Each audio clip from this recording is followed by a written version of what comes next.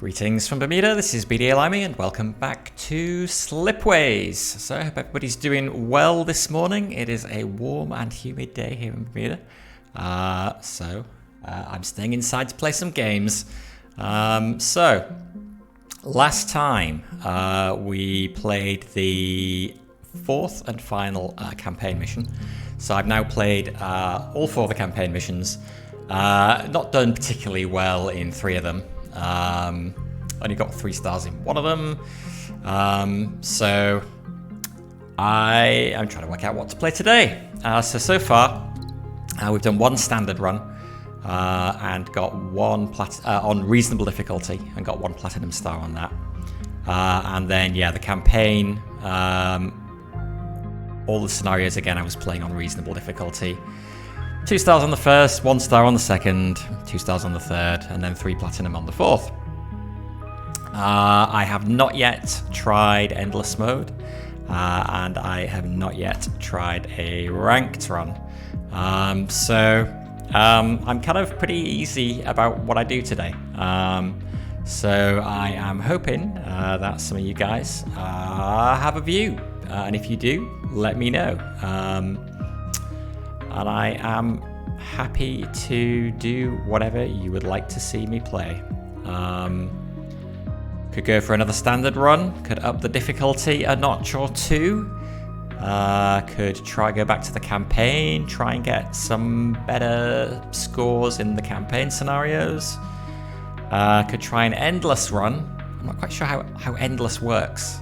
Is that truly endless? You just keep playing forever until you bankrupt yourself or something? No clue how that works. Or a ranked run, which will let me compete for high scores with others around the world on predefined maps. And it looks like, yeah, so it looks like this goes by week, I guess. There's 1 map per week, which we can play on either reasonable or tough. Highest score on reasonable so far, 54,000. That is pretty amazing.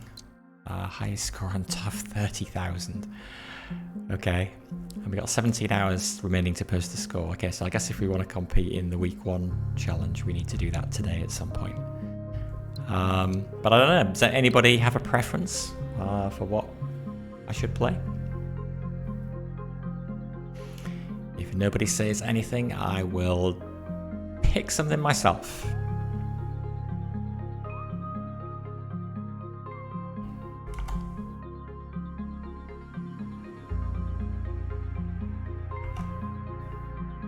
Going once.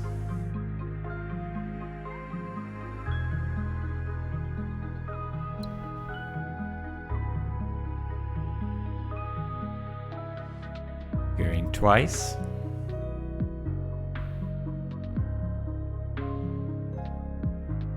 No preferences? Okay, if nobody's got any preferences, let's do a ranked run. Why not? Let's see how we do. I think tough at this stage is probably a stupid thing for me to do. I am not yet that good at the game. So maybe we'll do a reasonable run, ranked run, and see where we do. I think when we complete this, it will tell us where we are in percentile terms in the scoring. I don't think there's a complete high score table. Yeah, I don't know if that's planned for later or not. Feels like that would be a cool thing. Something like the Ring of Pain dailies would be good. But okay, let's just do this. So looks like this is, I guess, just like a standard run, except with a couple of modifiers. So planets and structures that make people make 1 more person when all needs are met.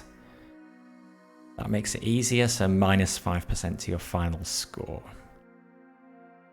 Decrepit ruins. It is not possible to make robots on remnant planets. So that means the only place that we can make robots is on Forge Worlds. And plus 10% to your final score due to the increased difficulty. Okay, so we get effectively a net plus 5% to our final score compared to a regular standard run. More people, but fewer robots. All right, let's give it a go. Let's see how we do. Select our council. Any opinions on council members? I never quite know what to do here. I'm almost inclined just to like give me something random. Let me have a look. I guess there's some text that I always want to see. I always want to see some kind of different slipway type, so that at least towards endgame I've got another way of crossing the streams. Space-time version I've never taken. I don't think you can cross the streams with those. It just gives you a faster way of doing it.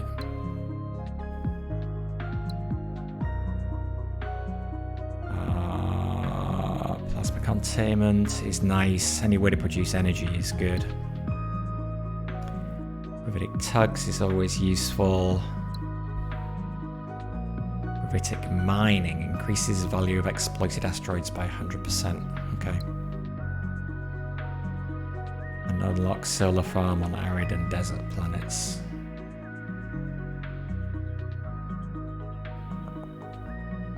Given the only place that we can produce, this is going to be a problem. Given the only place we can produce robots is on Forge Worlds, I would kind of like this. Joint factories. Otherwise, we're going to be choosing between producing robots and chips, which I think will make our life hard. So let's go with that.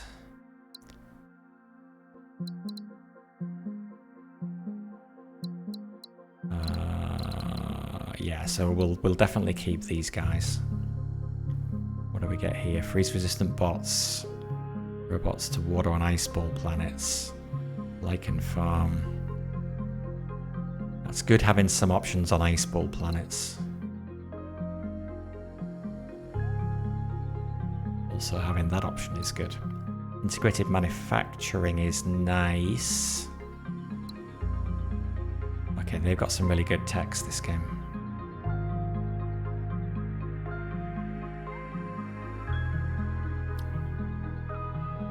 Unlocks the industrialized action on all planets to turn it into a forge world. Wow, these are really good texts. So the starting text for each race are randomized each time.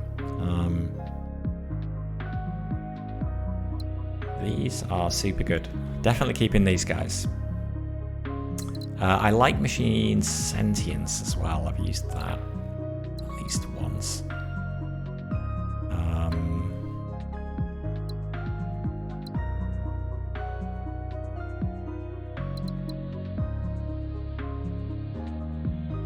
Removes the need for goods on planets that require it. Ooh.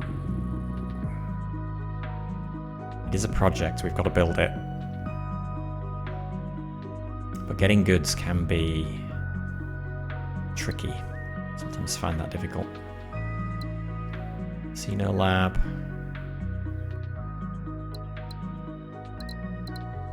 Okay, what about is that I'm not seeing anything. Gravitic tugs can help. Well, yeah, I'd rather have a tech that gives us another slipstream type. I believe Forians.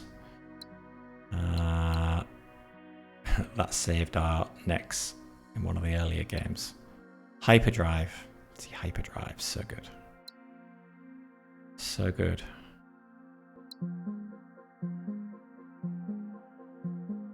Slipways relays. Are they always available? Or is that a race-specific tech as well? I feel like it's always shown up in the tech options in previous games. Gene adjustment.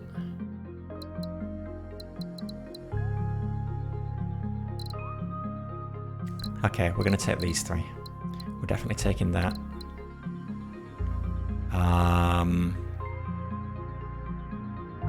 What are the other modifiers?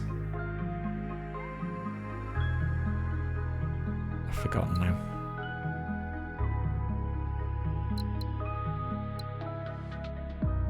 Artifact trading. People to goods on remnant planets.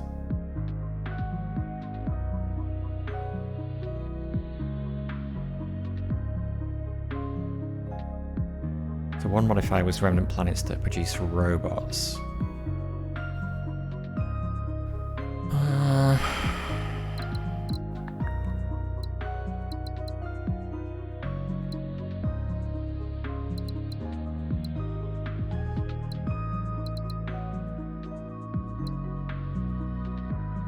That might be helpful.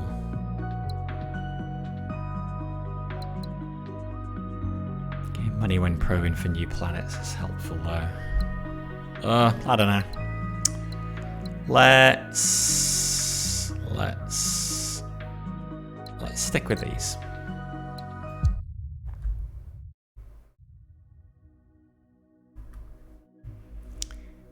Okay, so otherwise this plays like a standard game. Right, okay, so that's the multiplier for the two modifiers. So it's going to be planets, the more developed they are, the better. Legacy points. And empire size, that's never usually a problem. Okay, and the sector here states the specific roles. Okay.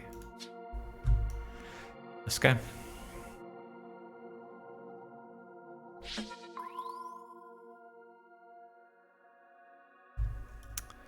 So we'll just start by revealing some planets, so we know what we've got to work with. And give us some money as well. Can we get all three of these? We can. Okay, what we got here?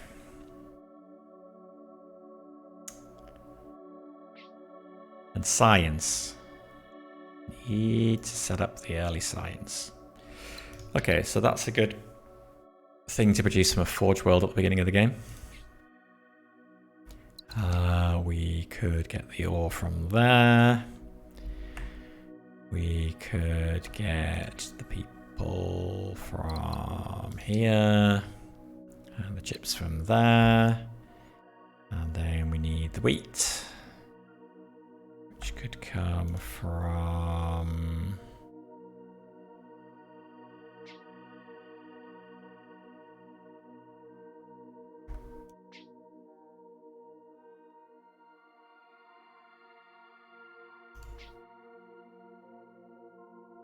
somewhere.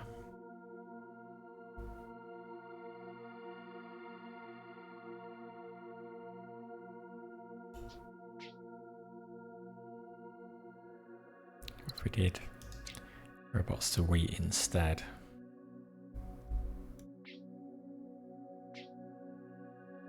No, that's the wrong way around.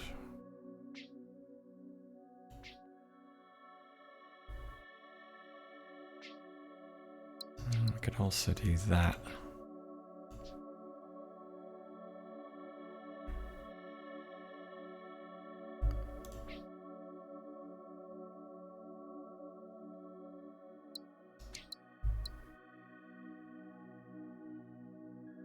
People or robots, wheat, water can come from here. And if that levels up, that will produce extra people, which would let that work.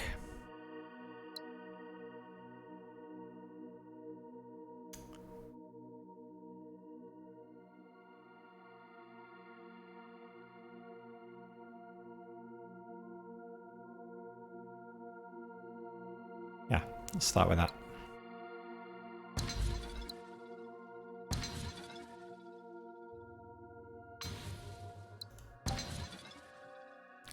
New tasks available. Discover 10 new planets. Increase the total production of robots by 4 units.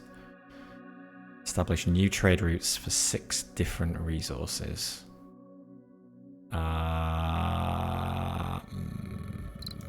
Robot production is going to be hard, actually. I don't think we want that. So we'll take the other 2.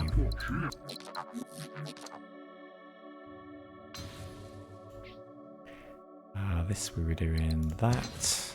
To there. To there. People to water. To there. Okay, great. Okay, already done that one. God, okay. Got that faster than I expected.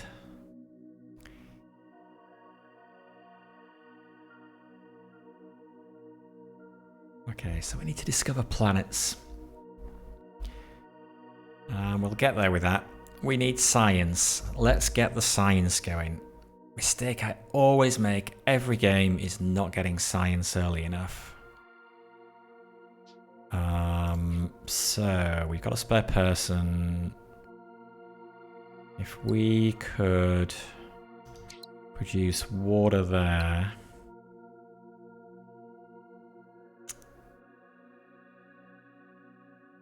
This needs guts already.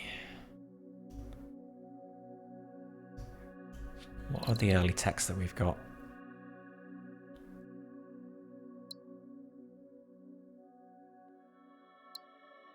How's our income? I need to keep an eye on income as well. Solar farm. Arid and desert planets. Choose planet upkeep.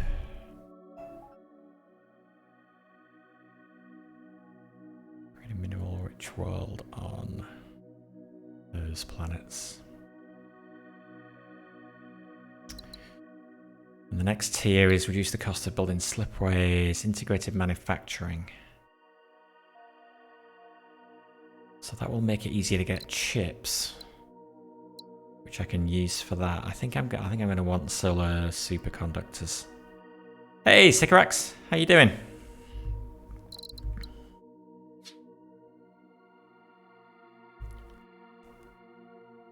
Good.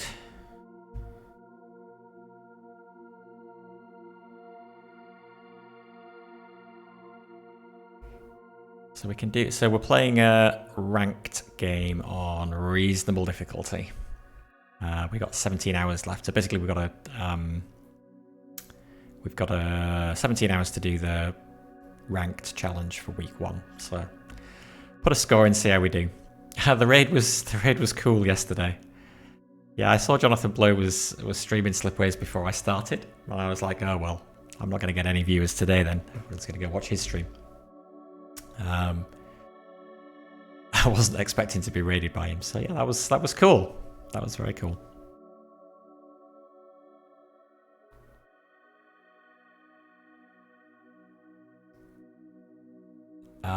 So yeah, I can do this, which will produce water here, but then we'll have no people left to staff the lab, which is always a problem. Hey Zertel, how you doing? Once again in space. Yes, yes. It's going to be another Slipways day today. Oh, thank you for the follow. Appreciate that. Yeah, I'm hoping it...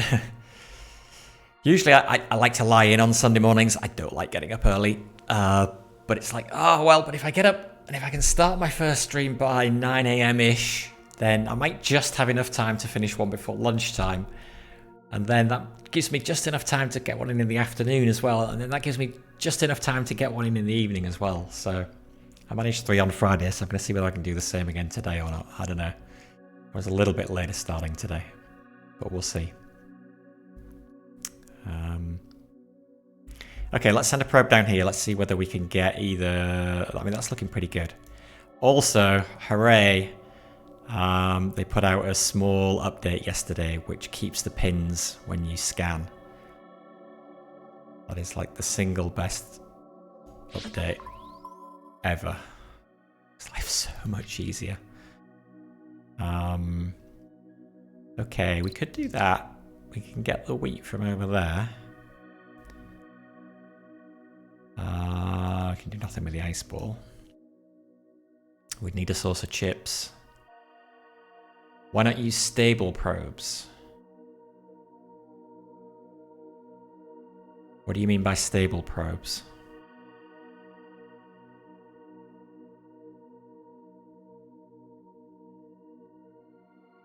In settings? I didn't know that was a setting.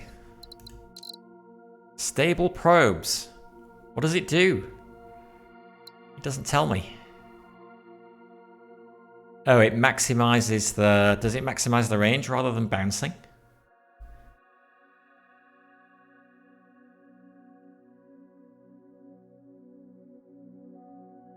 Let's try it. Oh, it does. It does. Ha. I had no idea that was even there. You know what? I'm going to keep it off because it just adds a little bit of chance to screw it up, which I like. You're in the process of creating fan art for me. Halfway through and it's already looking epic. Using Keitra to make it. I don't know what Keitra is. Thank you, Sycorax. Yeah, we'll keep unstable probes. That's cool that that's there though. You don't want to mess around with that. Okay, we could make some chips over here. That would work. That would work. Can we get... oh, we could even make chips there. No, it's probably better making it at the Forge World there. Well, is it? Is it?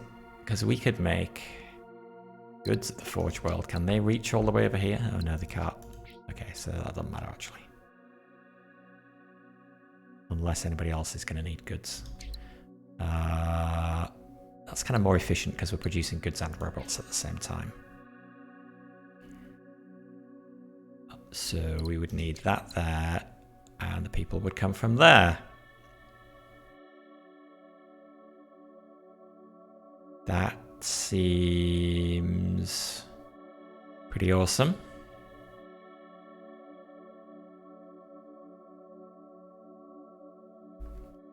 Right. Actually, I've not screwed this up. So food from there, chips from there, produces people, which we can send to there to produce the ore, which we send to there. Yeah, that looks good. And then we can get a water lab going.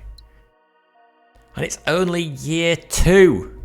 Ah, finally. Early science. Early science.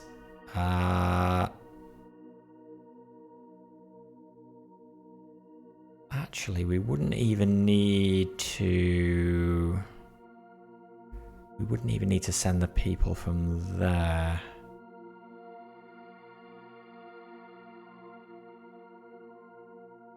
Okay, let's do that. Let's do that. Food there. People there, I think is good. That there, link that, link that, link that. Okay, and where are we? We've got a spare person there, a spare person there. Can we make any more water? We can. Now we just have to keep up with the money side of things. Yeah, don't let me forget about the money side of things. I chose robots instead of chips. I have the...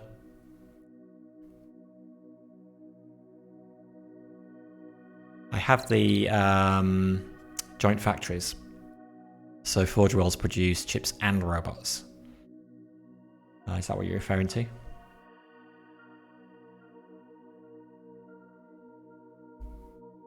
Oh, instead of, or are you saying instead of goods? Oh yeah, now look, you see, this needs goods. Goods are always a problem, but, wait, though, we have that tech, right? Where's the tech? There. No, not there. Oh, did we not take that? Did we not take that perk or alien race that gives us... No, we didn't. I looked at it, thought it was good, and then picked something else. Oh well. So we could still do... We could do that. Then that's another water source. So we can get a really good water lab going. Supply it with robots from there.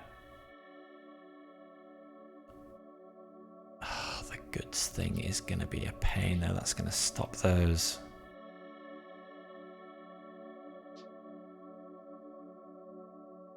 Wait, did we take... I thought I took something that helps with goods production. I didn't, did I? There was an option to... Yeah, there was an option to add goods production to remnant planets. Is that a perk?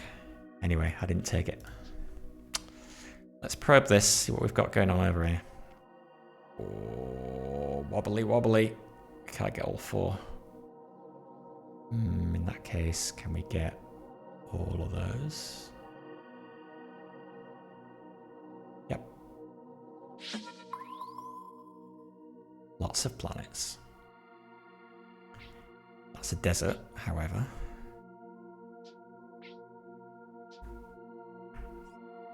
Any sources of goods that we know about? Nothing that we know about. I need to keep probing planets, so let's do that. Let's see whether we can get a source of goods.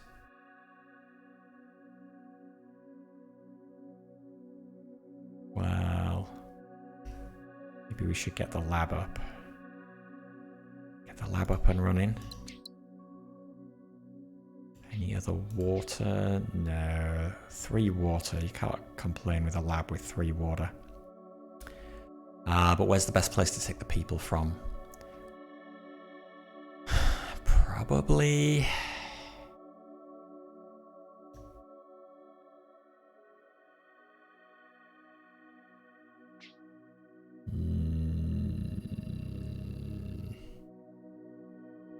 I guess it depends, because if we can't get... See, this planet is kind of trapped in the middle more, which means we're probably never going to be able to get goods to it. Maybe I should look and see what these are.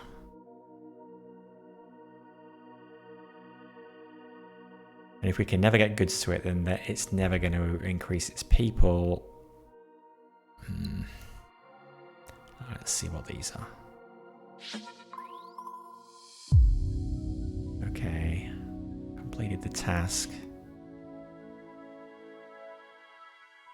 Man, we could make another water planet there. Holy moly. Okay.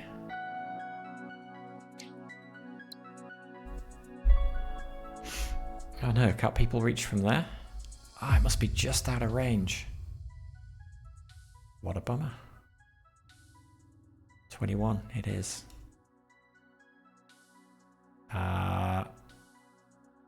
But...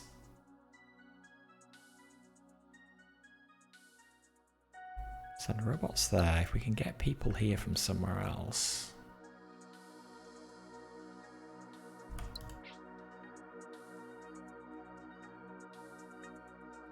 Like maybe there. Ooh, that's a 2-way as well, and we just need the food. I'm just thinking if I can get an even better water lab. Like we build the lab here, and we get water from here, here, here, and here. And the researcher, I guess if the researcher can't, if the person here can't make it all the way here, we still may as well use him as the researcher. It's looking pretty good. What are the new tasks? Get 2 more ore producing planets to successful. Can probably do that here without too much...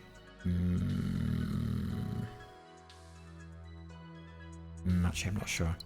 Increase the total production of robots by 4 units.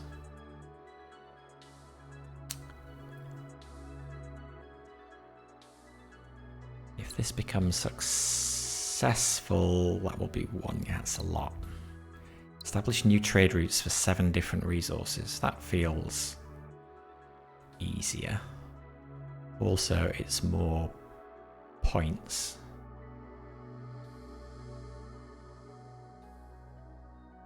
Maybe I should just keep going on these that are going to give me the most points.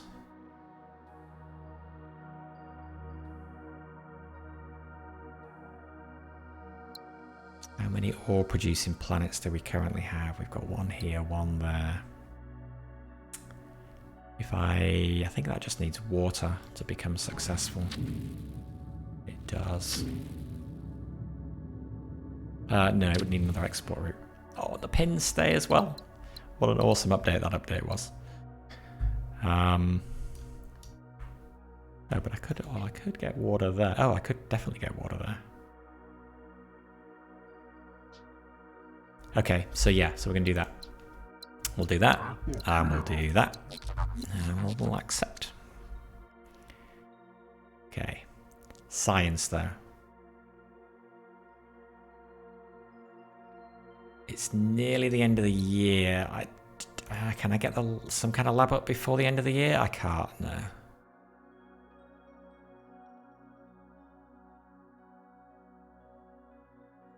Okay, but we're going to put it in a place where it could get all 4 of those water planets. So we'll pop that there. We'll use this guy as the researcher. Just missed the end of the year. We'll do that there. We'll send the robots there, the water there, the water there. Wait. Why are we locked? Why are we locked? Oh. I'm going to tell it where to go. Go there. For a minute, I thought you couldn't research water. 5 science. And that's even before we've turned this on.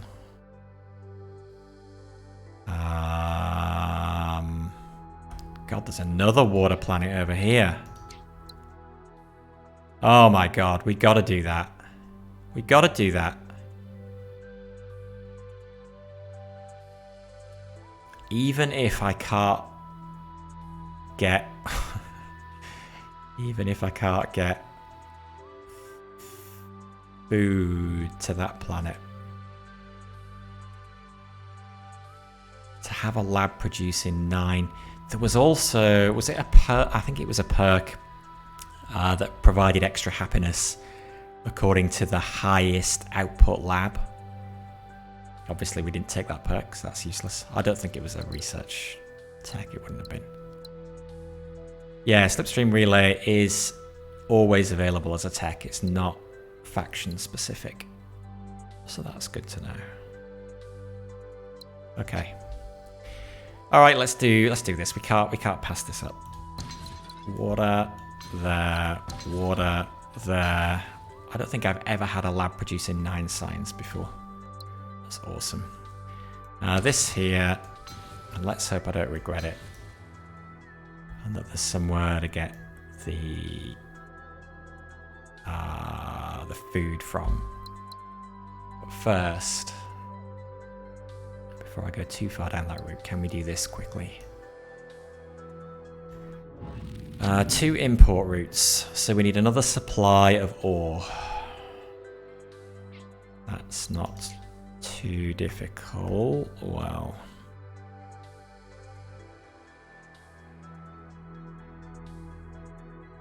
we need to scan more. Wait, hang on, no, sorry. 2 more, no, not that planet. Although getting that to successful would be good. This one, right? Needs water. Ah, yeah, which we said we can do there. Boom, boom, boom. It's not successful. It needs another export route. Gotta send the ore somewhere. Hey, Stimpinski. How you doing? I am really enjoying it. Yeah, really good game. Just don't believe the hype about being able to play a game in an hour. Yeah, it's a lot of fun. Have you picked it up yourself? Are you just kind of curious about it? If you've got any questions, just feel free to ask. I'm happy to answer anything about how the game plays or anything else you want to know.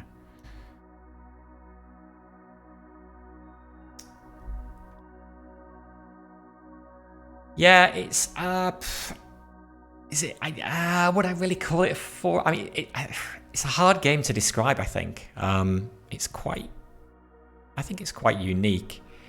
I mean, it's 4X like, I guess, in that you are colonizing planets and building a network and expanding it out.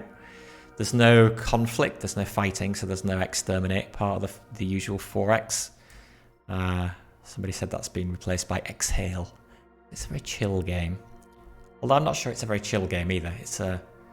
It is and it isn't. It's kind of, there's no sort of pressure, but trying to figure out efficient routes to do stuff in can be quite challenging. I mean, I suppose it's fast-paced compared to a typical 4X game. Yeah, a full game of this will, I don't know, it takes me about 3-4 hours, I guess. Although if I wasn't streaming at the same time, I could probably do it a bit faster. But I think it definitely takes longer than an hour. But yeah, it's cool. It's cool. Just building up networks, trying to figure out how to supply the needs of each planet from what the other planets around it are producing. But yeah, any questions, just don't hesitate to ask in chat.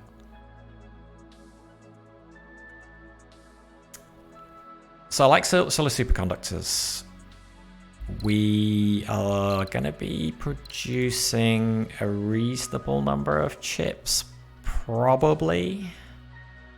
Where are those chips going at the moment? Kronos 9. Where is Kronos 9? Oh, here.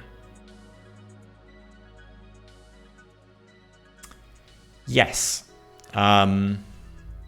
So these are the connections are the slipways, basically. So each planet produces some resources, which is the icons on the left of the arrow. Sorry, it accepts resources, and it uses those resources to produce other resources, which are the icons on the right of the arrow. And so we start the game by sending out probes to reveal whether there's a planet in each of these spots, which represent signals where there may or may not be a planet. Once we've found a planet, we have a couple of options if we want to colonize it. So this is saying, for example, if we want to colonize this planet here, we can either turn it into a planet that accepts people and produces ore, or a planet that accepts people and produces chips. And either of those options will cost us 8 credits. And these are our credits up here, and how many credits we get each year. And so which option, the big part of the game is figuring out which option to pick so that you can set up these mutually reinforcing trade networks. And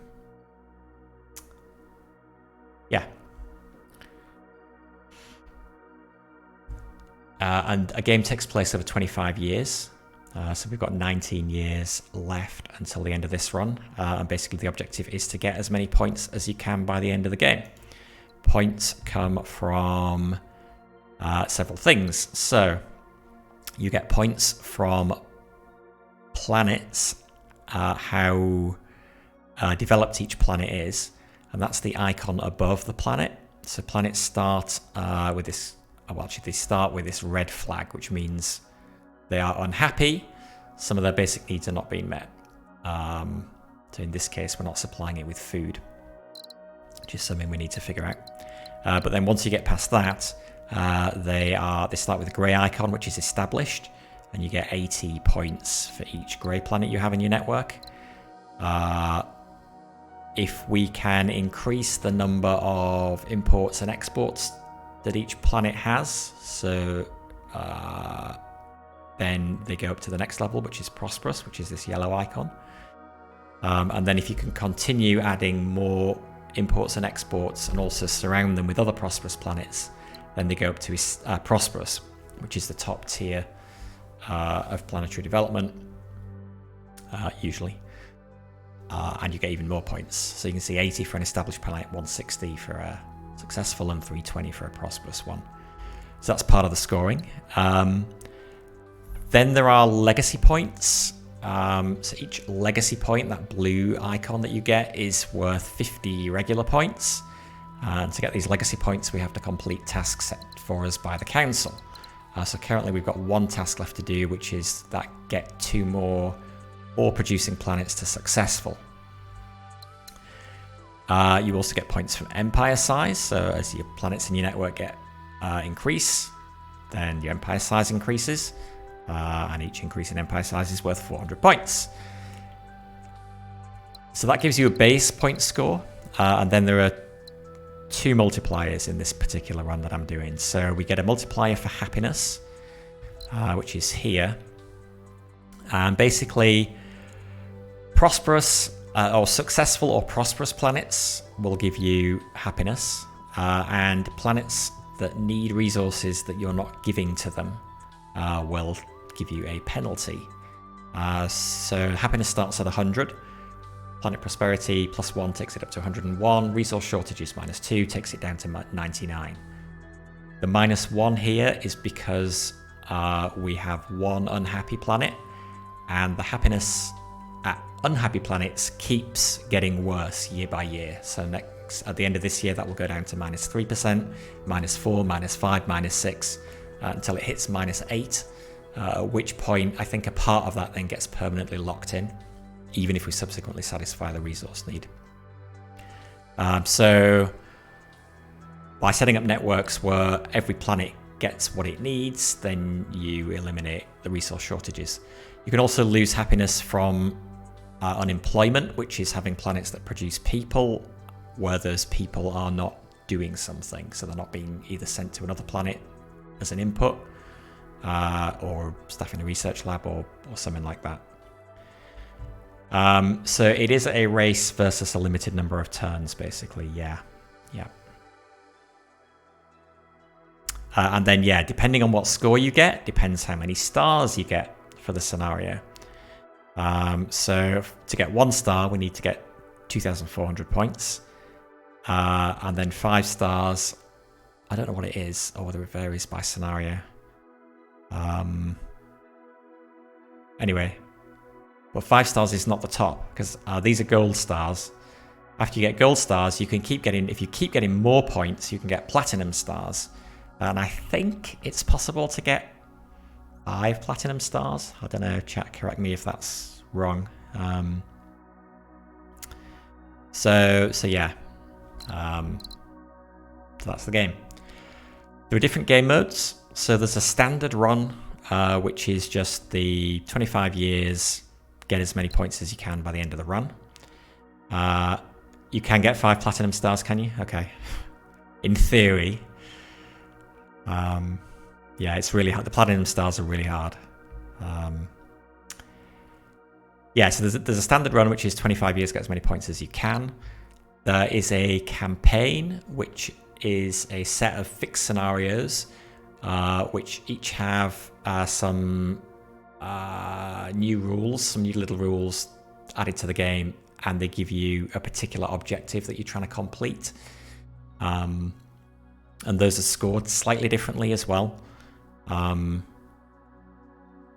there's those, which, the fixed scenarios. There's what we're doing now, which is ranked mode.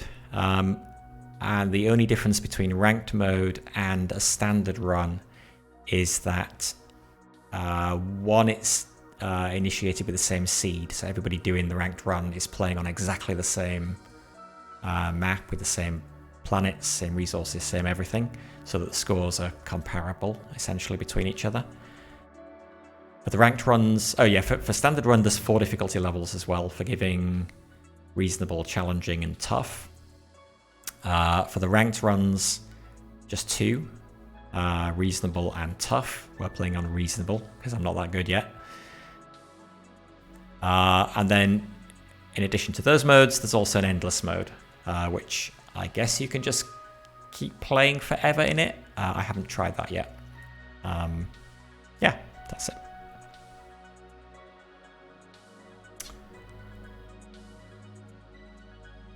So, where were we?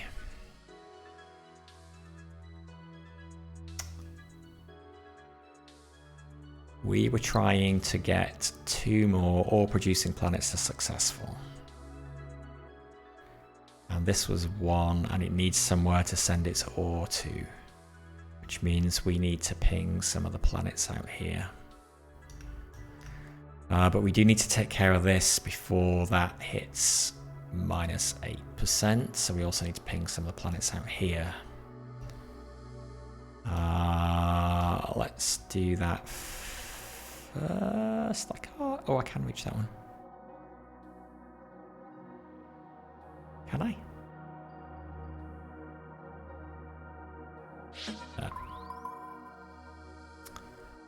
Give me a source of wheat. Okay, 2 possible sources of wheat. That needs biomass and robots though to get it. So yeah, so what I'm looking at here is the reason this has got a red flag above it, which means it's struggling, and it's currently contributing minus 2% to my happiness, which is where that minus 2% in here comes from. To get rid of that, I need to get it wheat, food. So I could also get it from here, which would be more efficient, because that only needs, so both need robots. This only needs 1 robot, and it will produce 2 wheat. So if I can do it from here, that's better. But I've got to get a robot there to do that. Anywhere I can get robots from, certainly not that planet. I would need a Forge World, I think, are the only planet types in this game that can produce robots. It actually doesn't tell me what the modifier. Ah, yes, it does in here, right? Yeah, normally robots can be made either on Forge Worlds, which are these planets that look like this, or remnant planets.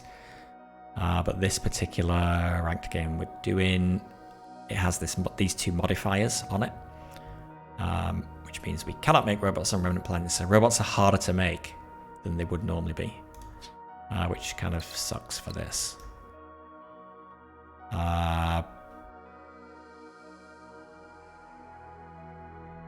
But we could ping down here. Let's ping down here. Forge World. So we could make the robots there, which we can send them to there. So the robots are just a resource. So there are... what's the easiest way to see the resource types? In the labs, I guess. So there's... going across in that tooltip, the resources are ore, water, biomass, chips, robots. There's also food and goods. You just can't research them in a lab.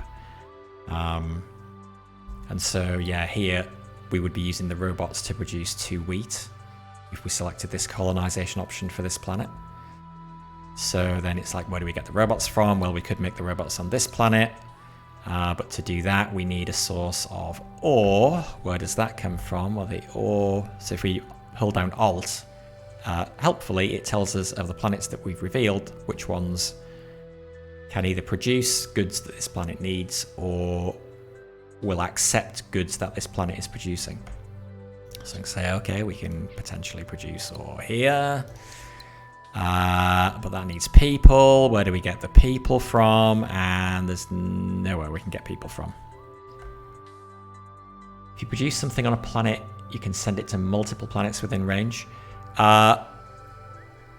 So if I produce 1 unit of something, like this would produce 1 unit of food, I just get to send that to 1 planet that needs food. But if I produce 2 units of food like this, then yes, I can send 1 unit of food to 1 planet and the other unit of food to a different planet. And also when, so if you hover over this, you can see that as the planet gets more prosperous, it's going to produce more food. So at level 1, which is what's shown there, a biomass and a robot will produce 1 food. But then at level 2, a biomass and robot will produce 2 food. So as long as you can keep adding links to the planets to increase their development status, then they will produce more goods, which you can then, yeah, send send out to multiple places. So you are limited by actual production, yeah.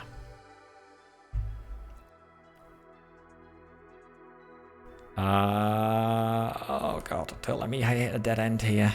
Let's ping down here. See whether I really want to ping this one, but I can't quite reach it. That is not going to give us... Oh, I should pick a science. This is telling me you have enough science. You should spend it.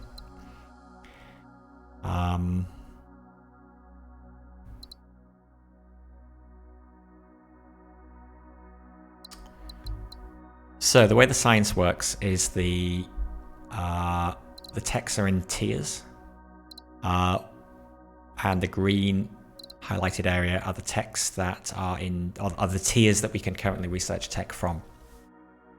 We have to pay science points to research them. This is our current science at the moment, got 16 and gaining 9 a year because of that water lab that we made down here. Once we've researched 2 more techs from these, tier 0 will lock and tier 2 will unlock. So basically we can only research 2 techs at most from tier 0 if we want to, before that will lock out.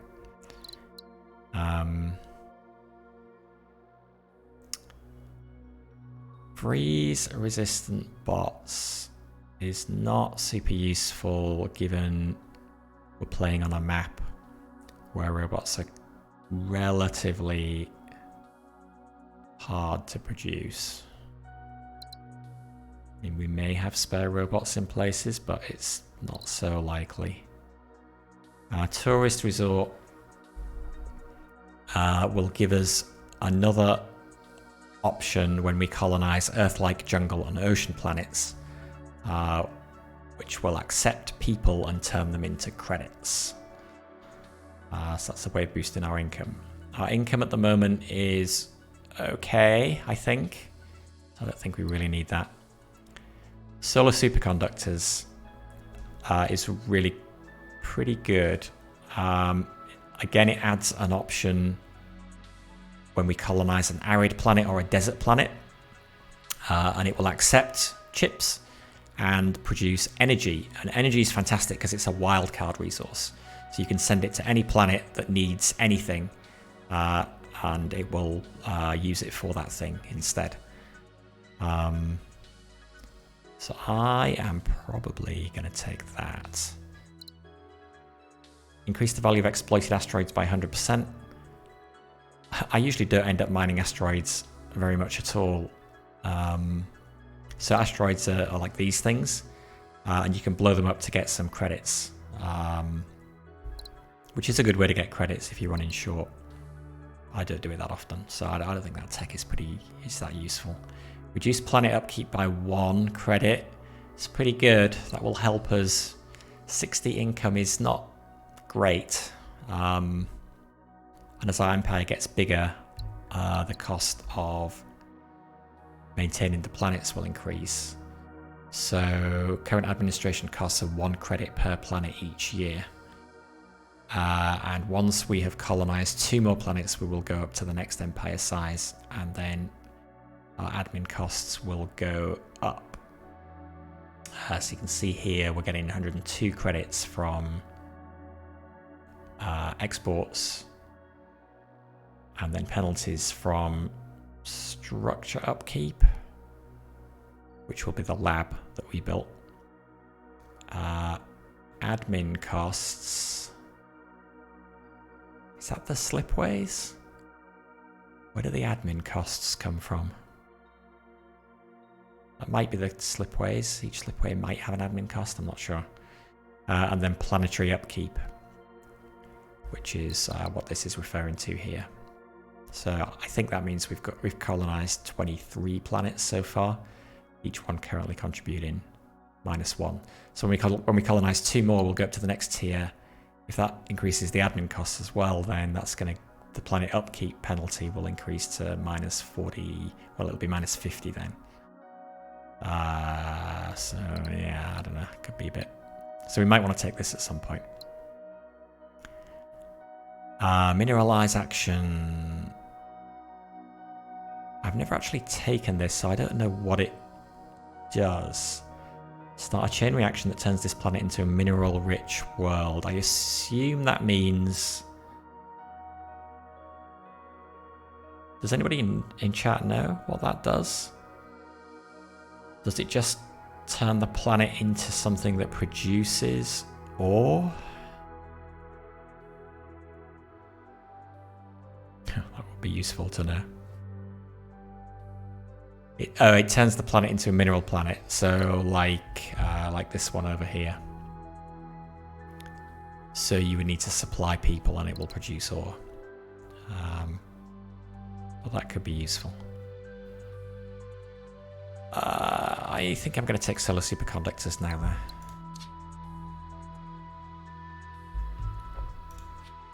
I don't know if I can use it immediately anywhere, but...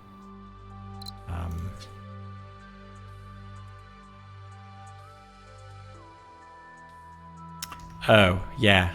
So the problem we've got here, right, exactly. Oh no, we only need one of these there, right? So we would not do that. We would send those robots to there. So that would be fine. But where is that ore coming from? Actually. Ice ball desert and lava planets.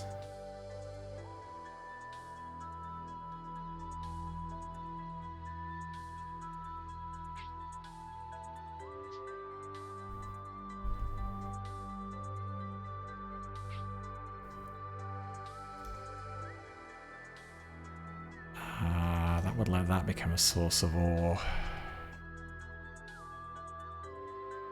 But we don't have any people nearby we can send to that. That's the tech that we just unlocked that gives us that option.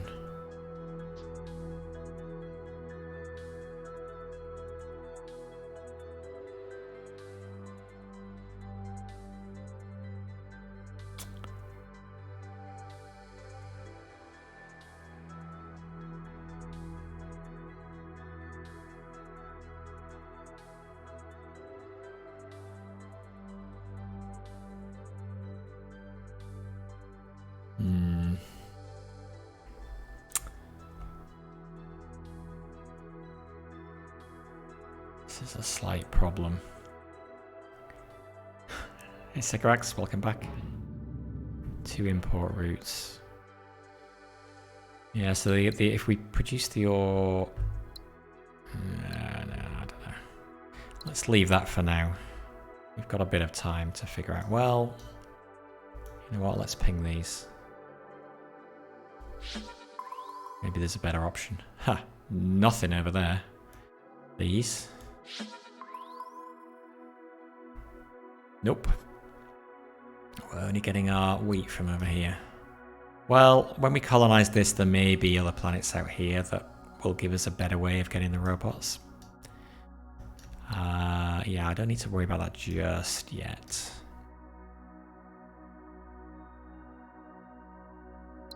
I want to focus on this. 2 more ore producing planets to successful. So this one just needs another export route. Right, so we're going to ping this to try and find somewhere to send that ore to. I'm going to have to do 2, I think, if I want to get that as well. Actually, we can just do that. Nope, nowhere there wants ore. Anywhere here want ore?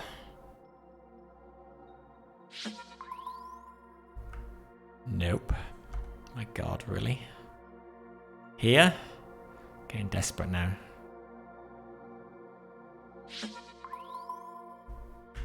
Nope. Oh dear.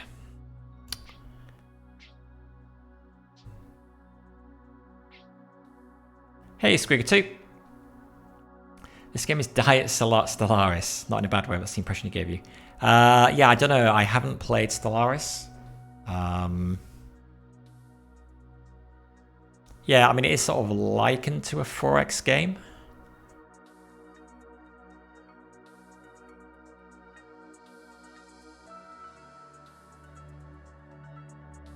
Yeah, to me, it feels more like a a sort of a puzzly version of a 4X game.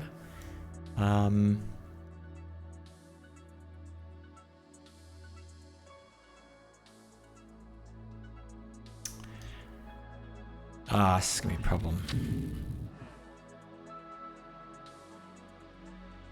Is there any tech that would help with that?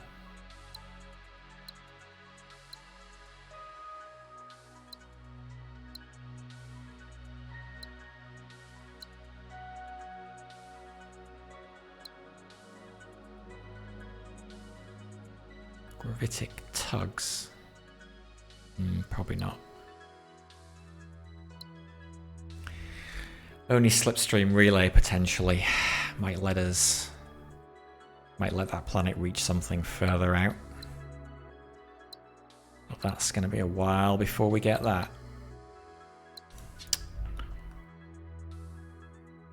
Okay, well, I guess we don't need to do that one. What are the other ones that produce this? So it needs water, and it'll need another export route as well. I could send it there, which is good. To produce either goods or that, or if we do that.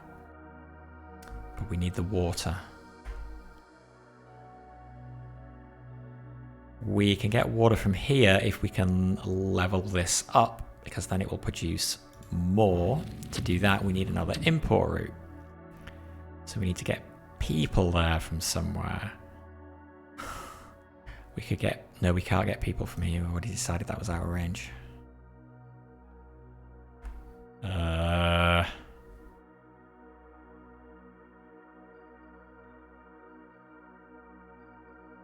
Again, slipstream relay would be the only way to do that.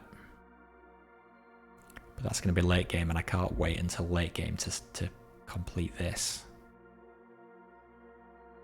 The reason for wanting to complete these tasks is that they give me these legacy points. So I want to try and get through as many as I can. Because have we got a list of our tasks anywhere? No, but they typically reward, like each task rewards.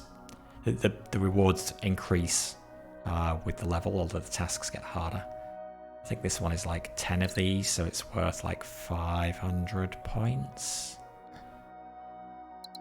which is decent. Yeah, which is decent.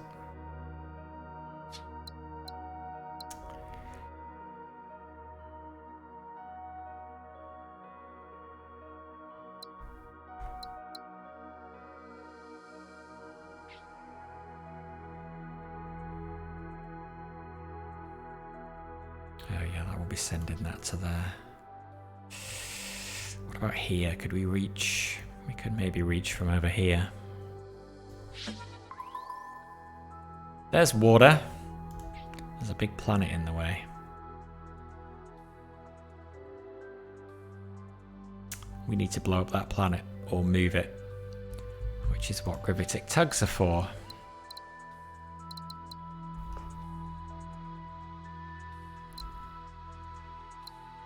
Got no other techs that let us blow up a planet any earlier than that.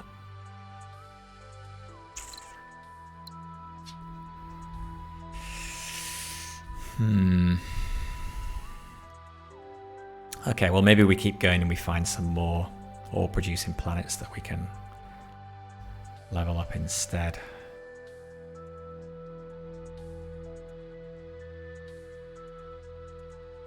We could also... Oh, hang on, can we? I was thinking we could set up a lab here for biomass, but we've got no researchers. Unless we can get goods to this.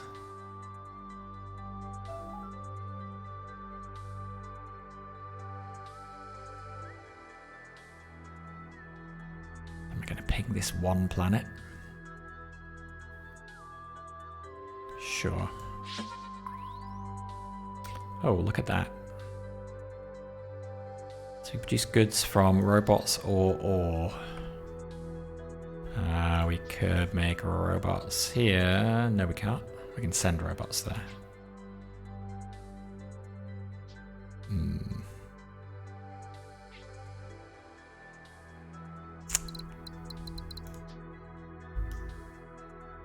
There may be more stuff out here, but I won't know until I actually colonize that and it expands my view range.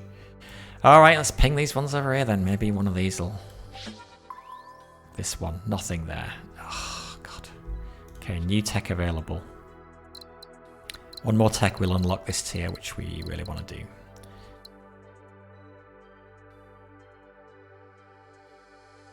Okay, mineralize on ice ball, desert, and lava. Is that something that would be useful? Yeah, because we got an ice ball right there. Oh. So, if we took mineralize, we could do this here. We'd then have an option for producing minerals here or here. But it would need a person. If we bring the person from here, which we would have once we send that goods there, then we don't have a person here for doing the biomass lab anymore. But it might still be worth doing because... Can we get people from anywhere? Ooh, here, would that reach? If that reached, we could get the food from there. We could get the chips from there. We then got to get the people for that from somewhere. Yeah. It might work, it might not work. What other techs are there? Do I want to take anything from tier 0? Because that's about to be locked out. Don't want that. Don't want that, so no. Don't want that.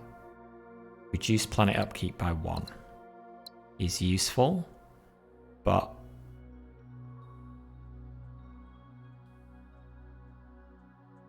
I'm alright for the moment. Although my empire size is about to go up.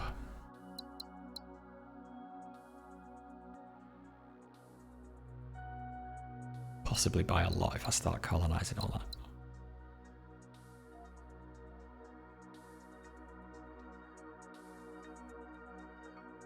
I'll still be able to come and research this next if I want, because tier 1 techs will still be available. But we've got a lot of good techs here, like these 3 are all pretty good. And I don't think we'd be able to get... Oh, maybe we could. Okay, I think this is potentially more immediately useful, so we're going to take that. So, oh, okay, we turn it into one of those planets. Okay, well, let's do it. If it doesn't work out, we can undo. The people cannot reach from there. The people can only reach from there, but that's no good because then we can't cross the slipway here.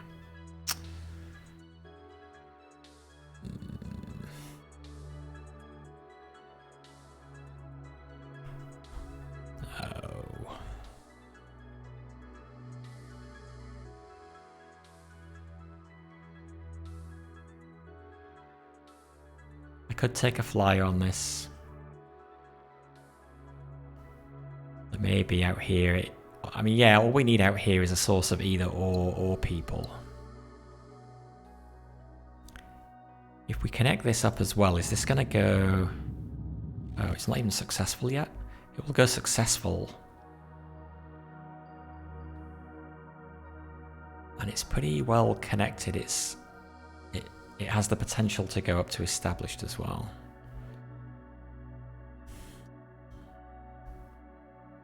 It's a minus 3% happiness.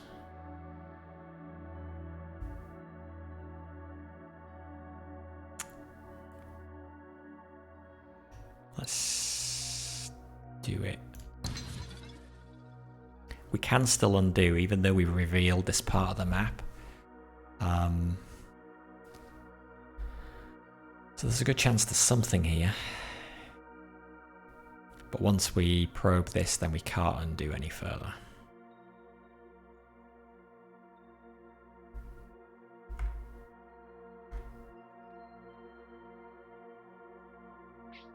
Wait, we could turn that into a...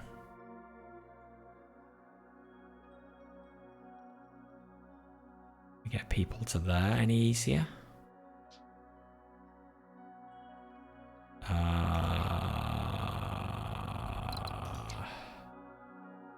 We need food for that.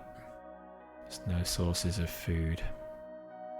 So I'm not sure that that's any better.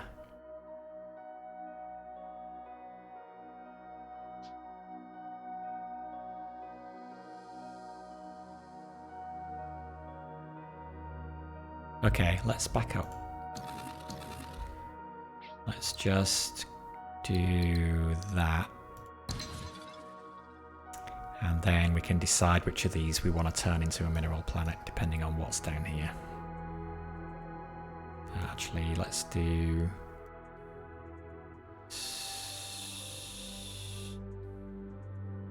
Let's do that first. Okay, yeah, so that's gone to successful now, which is good.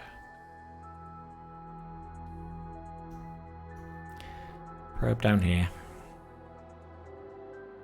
Can't get that one right down there. Get all four.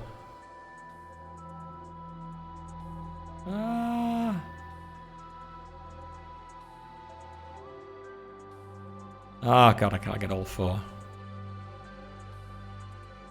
Okay, well... Huh. Saves us the cost of turning it into a mineral world, I suppose, but doesn't really help. Oh, hang on, what's this? That would help. But then we need chips and wheat.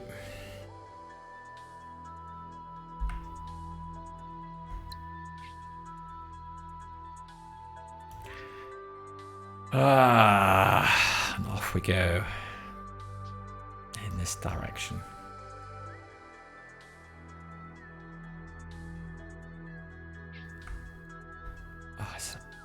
Hang on. No, we can't even get those people to here. This planet's in the way. How quickly can I get gravitic tugs? 27 science. It's going to be a few years away. Well, let's set up our biomass lab here.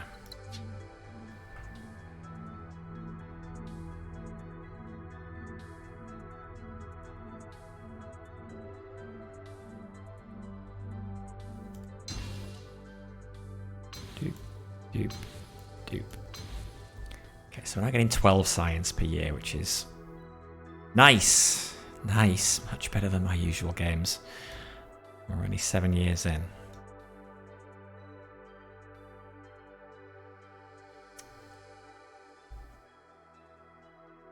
Okay, let's ping this. Can I get all three? Cannot. Oh god, 2 rocks.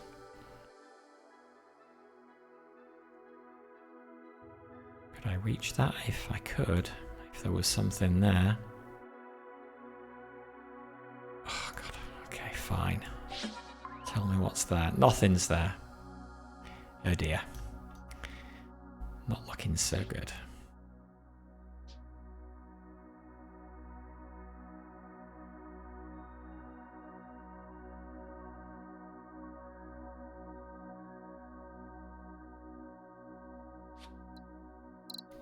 Next year I can get gravitic tugs. I'm going to wait. We'll get those. We'll move this planet out of the way. We'll turn this into mineral. And then that can supply that, and the people from here can come down to here, and we'll be good. Okay, back to this problem. What was I thinking about here? Or was it... Whoops. Was this just trying to supply this?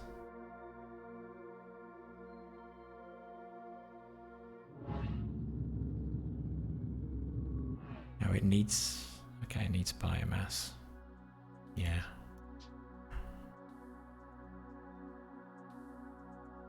If we're going to get that to established. I don't want to worry about that right now.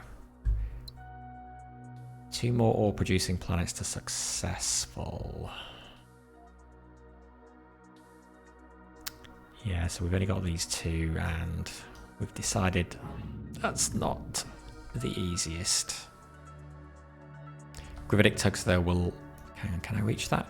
No, it's going to be out of range anyway. Well, I could gravitic tug this one actually, and I could pull it down here. And hopefully, or pull it across here and get it into a position where I could reach. So then I can supply the water there. Don't know where the people would come from.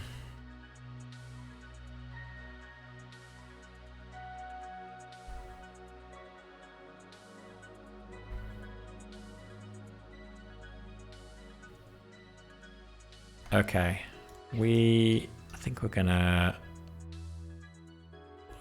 take, are we gonna take a flyer on that? Yeah, because it's the only way that we can get, it's the only way we can get wheat there without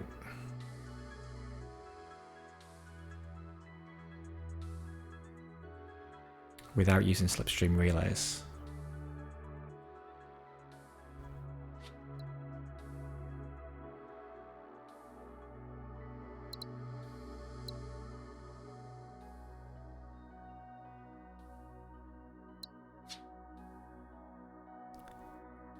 So we know we've got one option for the robots here.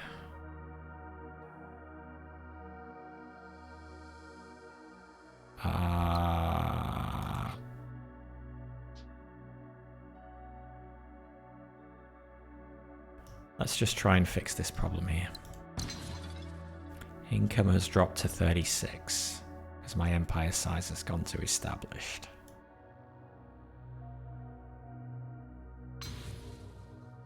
$46 by connecting that up. That's nice. Now this needs goods. Oh, it's not. It is contributing to unhappiness. Why? Oh, unemployment. Okay, that's fine.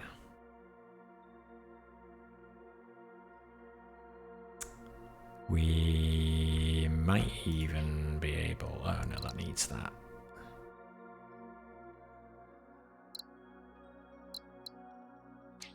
Oh, we could do that. Could send the ore from there to there. And then the goods from there to there.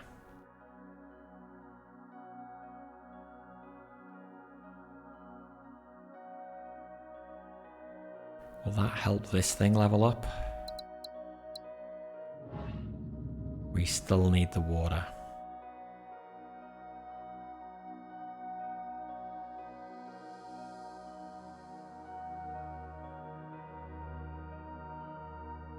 Probably going to have to go, we're probably going to have to do this at some point and then hope there's another supply of people out here somewhere.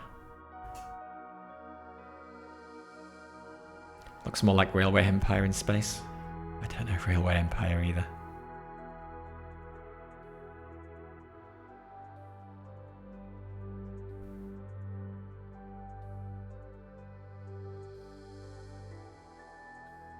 Diving back into Megaquarium.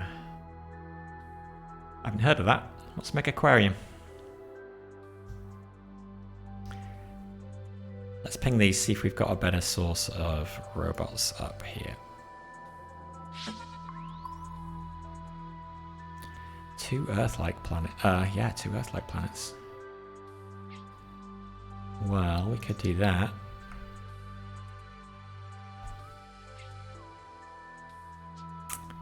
And we could...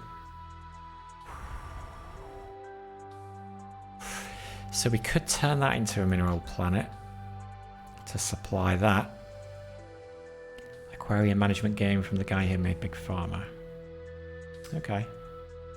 Cool.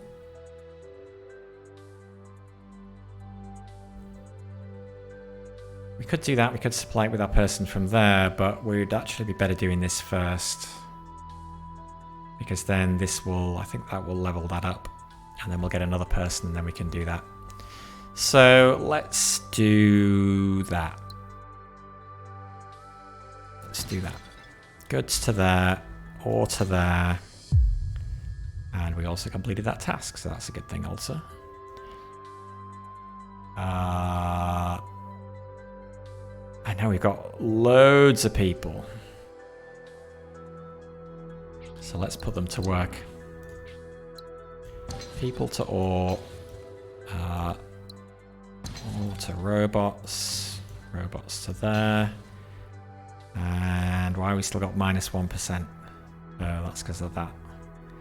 Tech.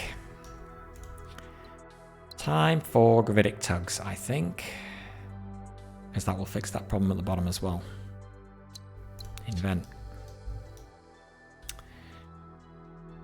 So do we move that out the way? Do we move that in?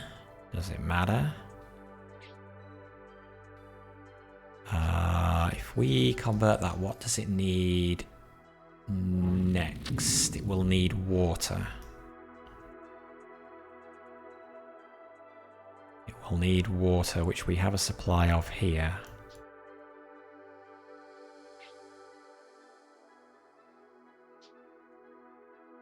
So let's tug it. Wait, no, I always do that wrong. I kind of want to see where it's going to end up. No, it's probably better to pull that one that way. Oh, God. Gravitic tugs. Click and hold to move the planet towards your mouse cursor. Yes, thank you. Out the way, planet. That should be fine. You never know whether it's going to be would be better somewhere else. That'll do for now. Okay, so then we turn this into a mineral planet. We do that. We do that. And we do that. And now everybody's happy. We just have 2 unemployment. But we're not going to worry about that. That's coming from here. I'll find a use for them at some point. We still really need to do this. Okay, so let's ping out here, see what we've got out here, see whether we can get a supply of people.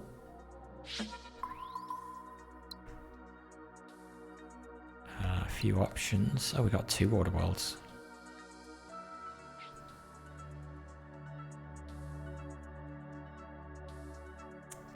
Ore and food.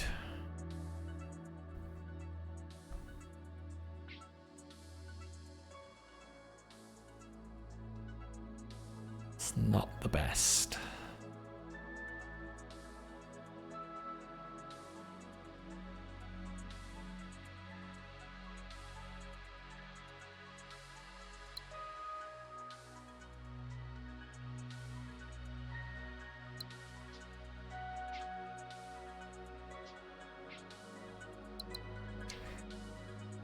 Use that. Can we blow that up? Can we connect that? No, too far. We could probably move it close enough, I think, with the tugs. We still need the people.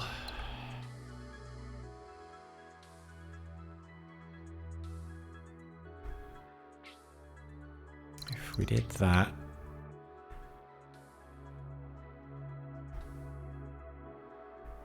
We could get the ore from here. That would work well. That would be a 2-way link. It would be self-supporting. So then we just need this, which would have to come from here. And we don't have either robots or biomass anywhere up here.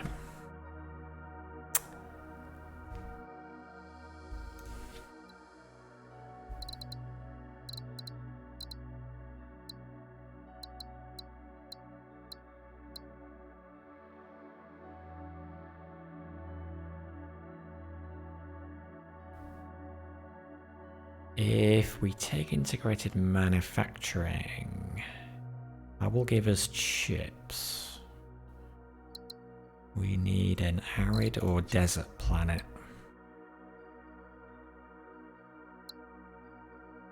Which we don't have.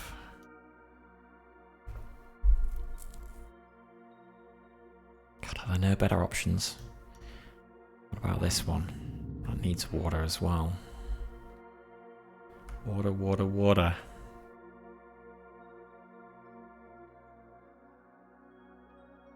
What does this one need? 2 export routes, so it needs somewhere to send its ore to. God, there's really nowhere.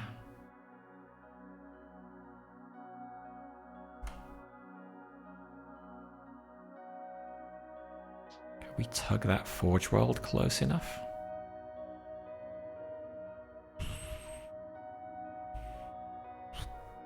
Let's try it.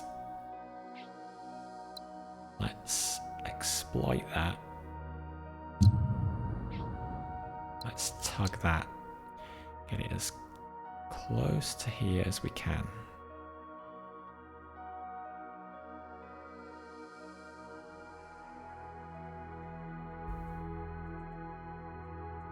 Ah, it's still out of range. I thought that was going to be in range. Damn it. Okay, well that's not worth doing then.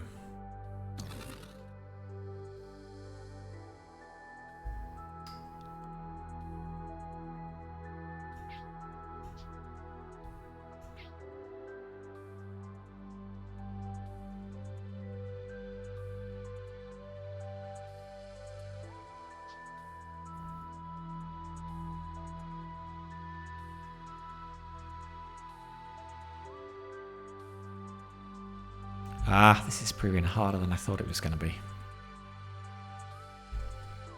What about this one? Needs water and another export route. Oh yeah, water from here.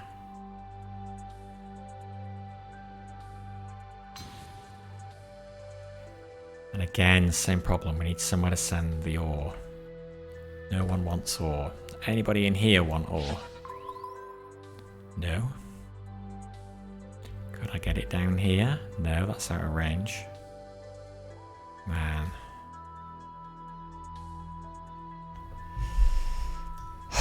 Okay, I need a tech that helps me get rid of ore.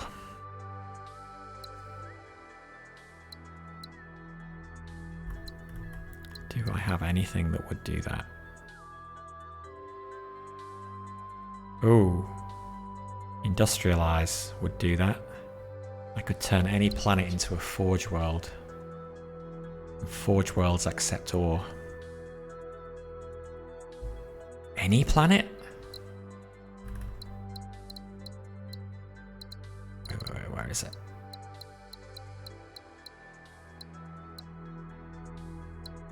Where'd it go? There.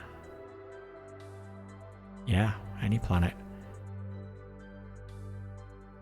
But I have to invent one more tech to advance and unlock this tier.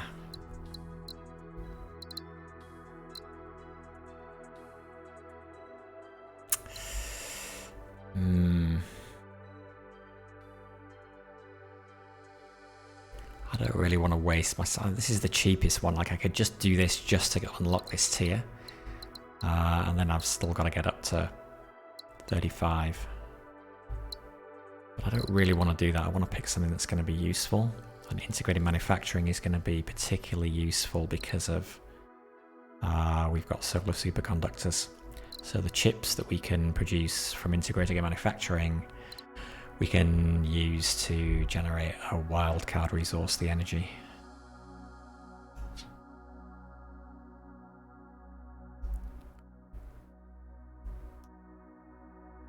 So maybe I'll come back to that later.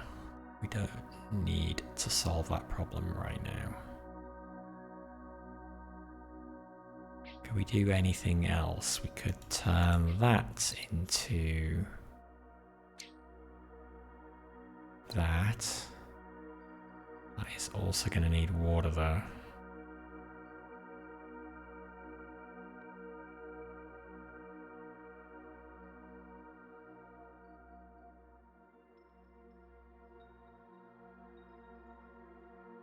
Send the people from there to there.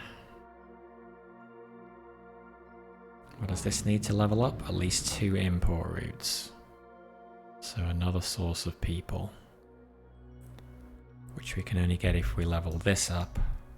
To level this up, we need to supply goods. To do that, we need slipstream relays, so we can take the goods from there down to here. So maybe we can do that, but that's going to be a later game as well.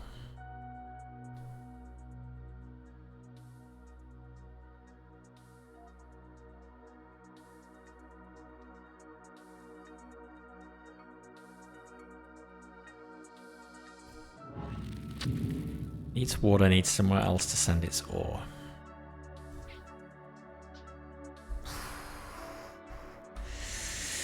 Let's see what we got here.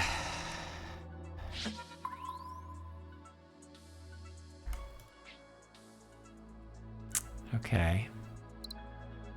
Could get water from there with robots. We'll get more robots if we level this up, which needs 2 import, 2 export routes. Which means we need another supply of ore, which we could do from there, but then we need the people to mine the ore.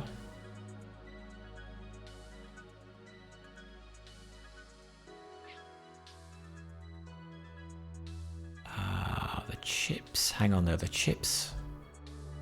If we can find an arid or desert planet up here, we can use these chips to become a wild resource. Let's ping these. Nope.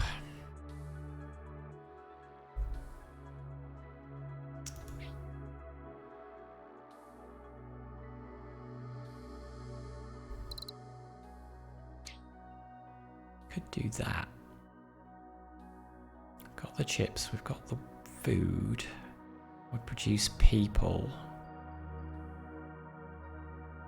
People go there, that's another import route.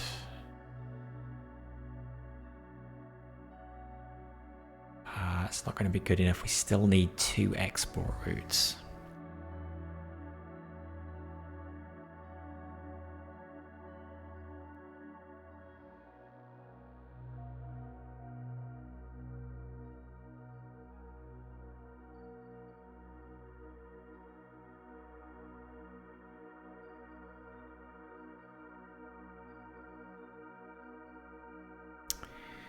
Over here.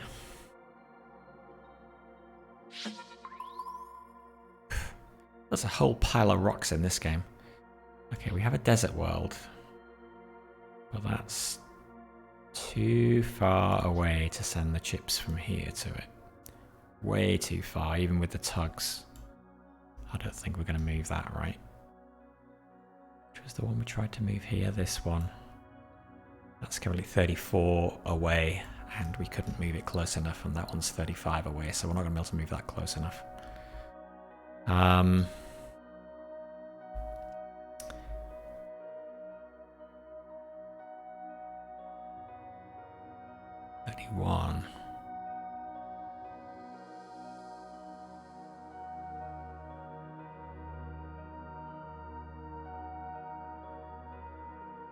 God.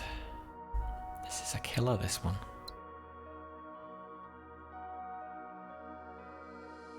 What about this? Because this is bi-directional, that will count as an import and an export route. We can then also send the ore to here, which will level that up, produce more goods.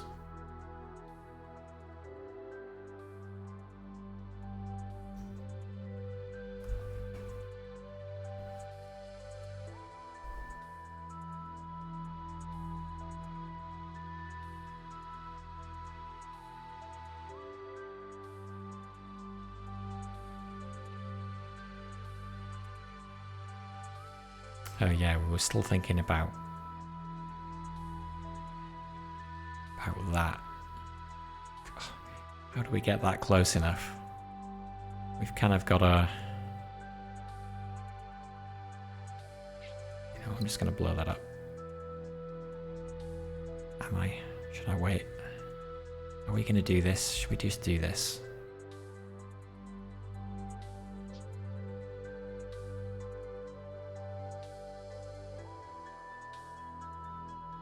Blow that up. I'm probably gonna need...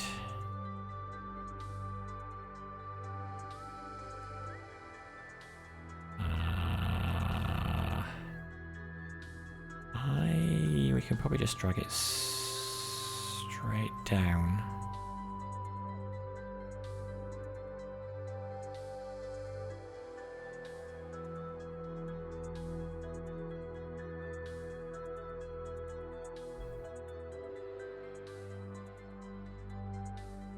Hang on, this has already got 2 output. This only needs water to level up, doesn't it? Yeah, alright. Oh, okay, this is... Oh, this could still prove to be a real pain, though. We can't get that from anywhere. Oh, to heck with it. Let's just do it.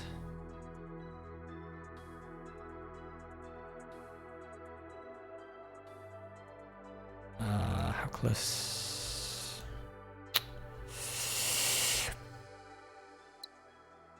Do that. Do that. Do that. Do that. Blow this up now. Move this.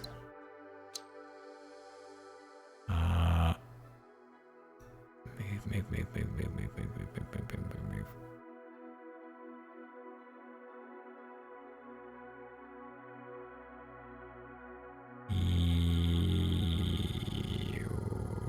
Yeah, then it can supply both of those with water. Ooh, okay. Do that. Yep. Do that. Do that. Blow that up. Do that.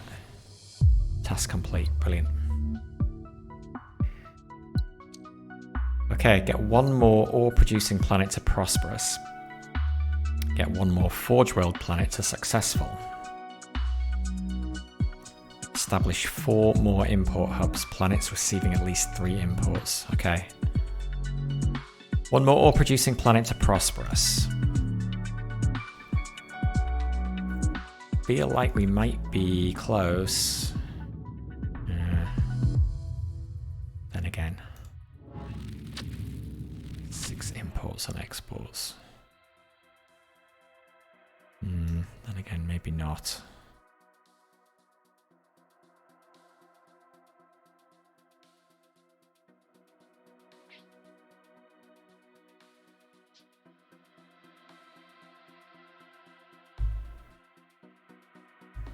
What are the others? 1 more Forge World to successful. That needs chips and another export route.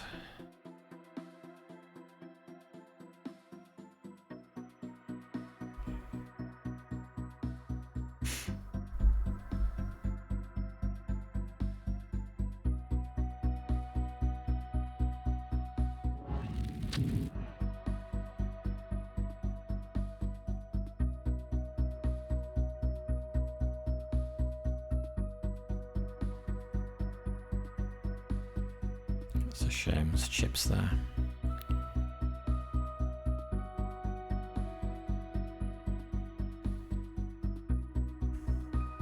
Oh, hang on there.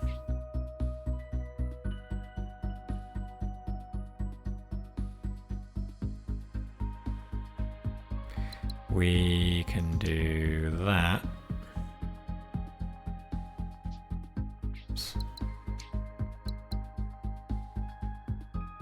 We'll need water there.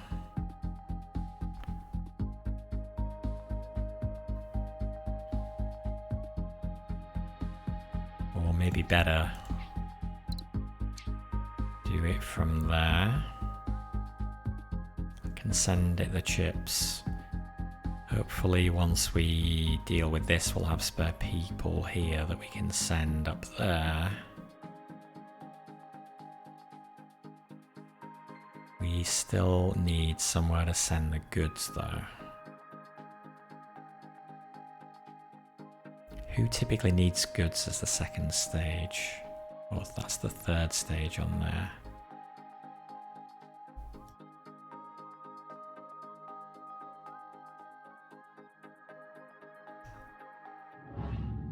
Swamp planets. Producing people. Goods are the third stage.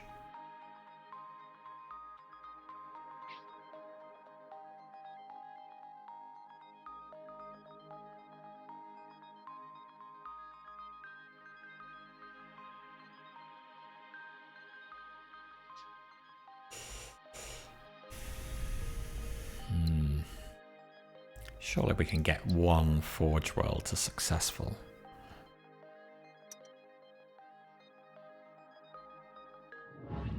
Two import routes.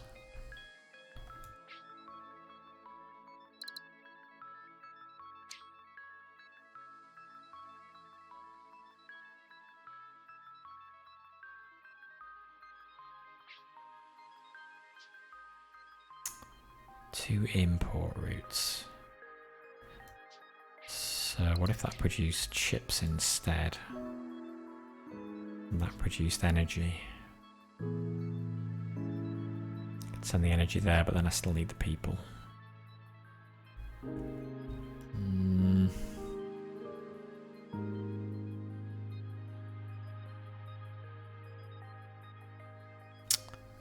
What techs have we got? Actually, hang on. 4 more import hubs. Planets receiving at least 3 imports. So that just needs biomass.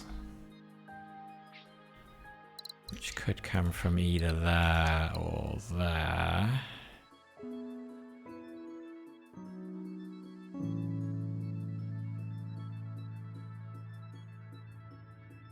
That would be just out of range, but we could move it with a tug.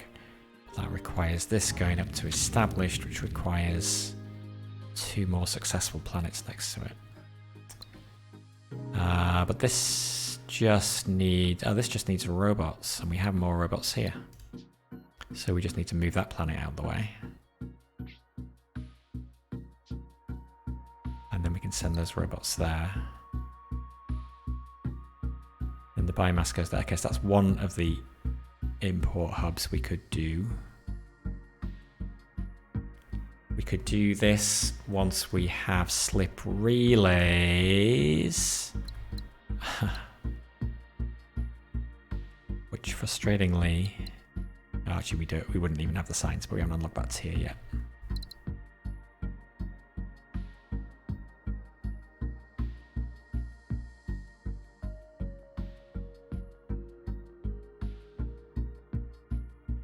Do we still want to go integrated manufacturing?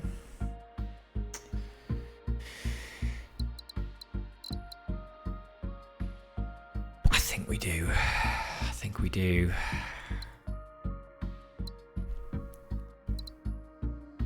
Although this is our last chance to reduce planet upkeep, but we're fine. Money's fine. Which means, yeah, integrated manufacturing.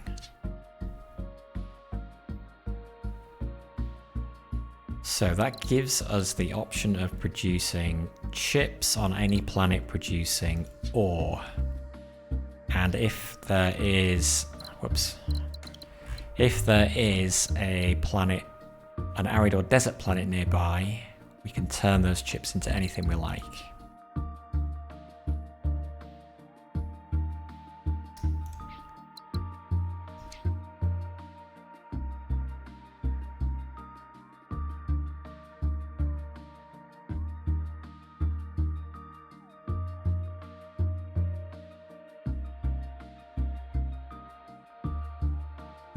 Import hubs, we're looking at import hubs. 36, I'm currently 3 years away from slipstream relays. Maybe if I could boost my science a little, I could get it a little bit earlier. We could then do that one, so we could do those two probably. Where else? That's all that we've got right now.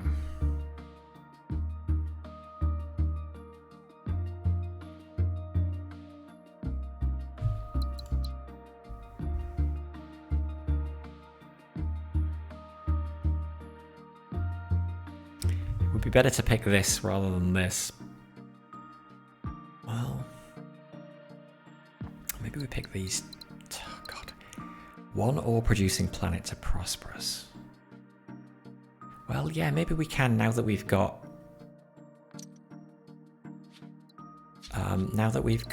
integrated manufacturing, because that gives us a way of creating. Let's try and figure out how that would work. So, more producing planets prosperous. Okay.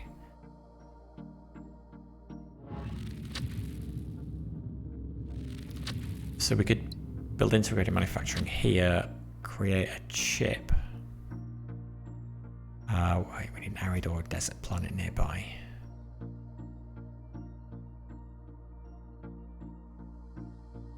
I think we can get that to prosperous. See what we've got around here. Yeah.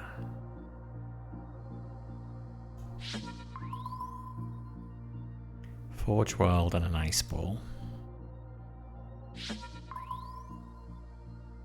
Mineral and a Forge World, okay. Setting up streams can be a real pain with a temperamental laptop in a 26-degree room, I'm sure.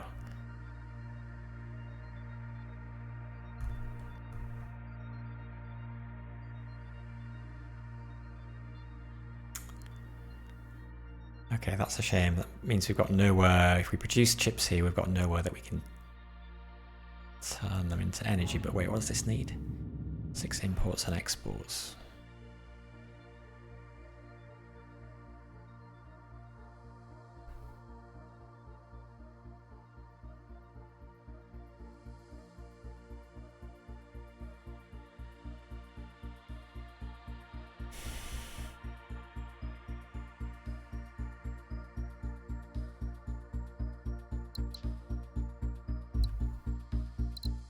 Any other of these that are close to prosperous?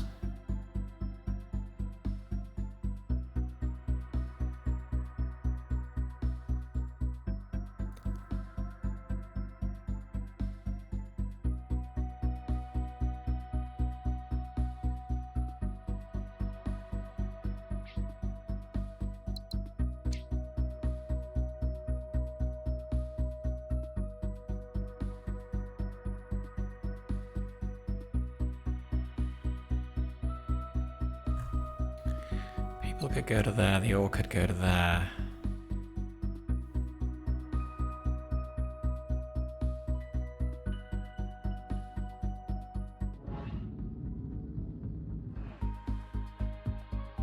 It needs chips. We could produce the chips here.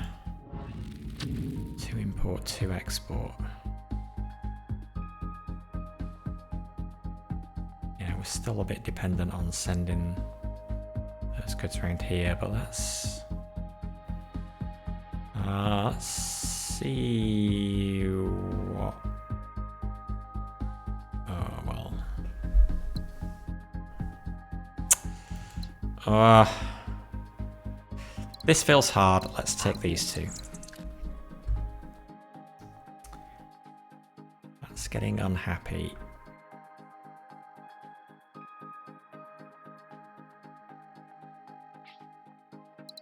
Thinking that's going to be our only option.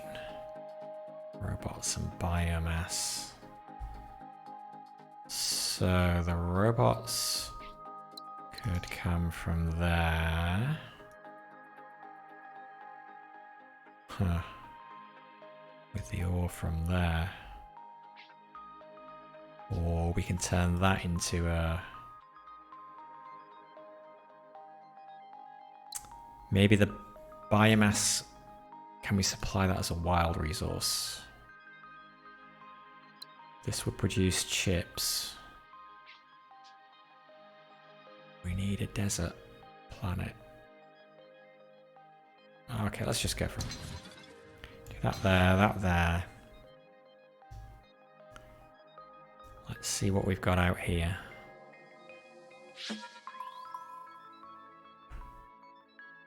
Could actually get biomass from there with people. People could come from here if I had slipstream relays.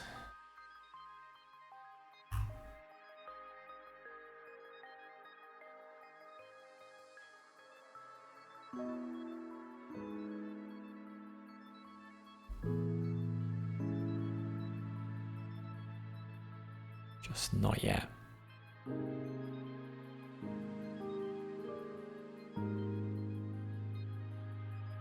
This needs goods. Goods from there. Ooh, loads of people learning.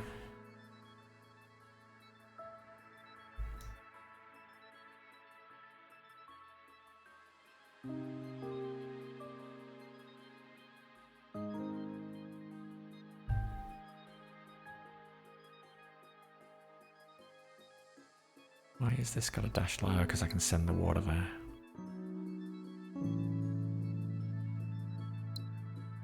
Robots would come from here. Yeah, let's...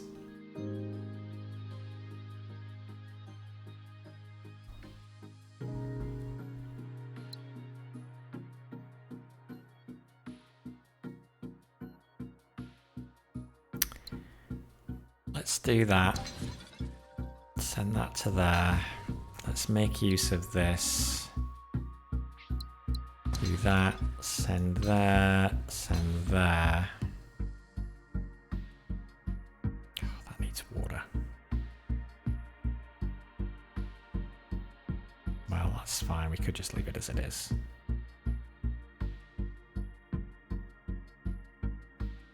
We have a spare chip. Ah, arid or desert planet. I need an arid or desert planet.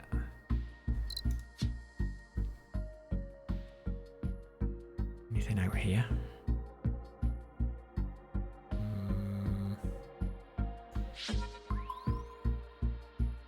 Nope.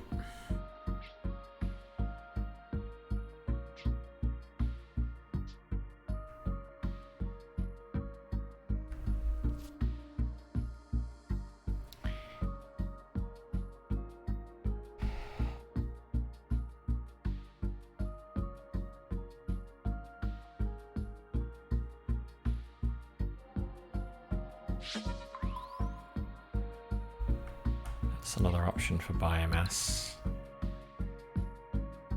Needs robots.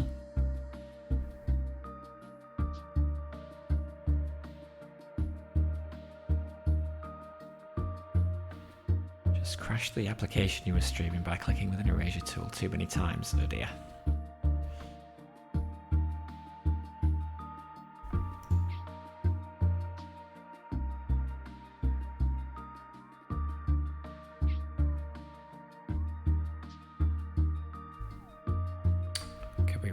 Here? No, that's too far. Yeah, it's way too far. Well, we could tug it. We could probably tug that close enough. So we could do the robots to that.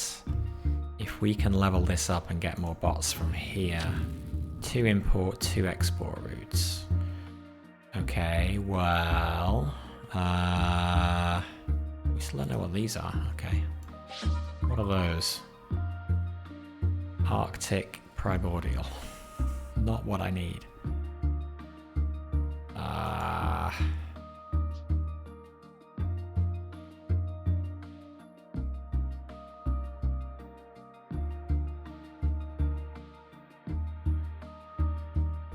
If that one was the right planet, we could tug it in maybe. 36 science. We can get slipstream relays next go.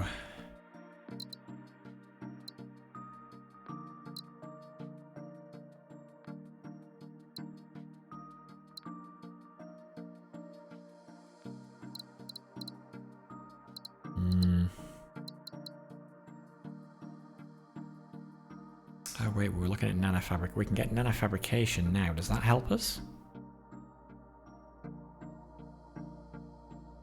Turn any planet into a forge world.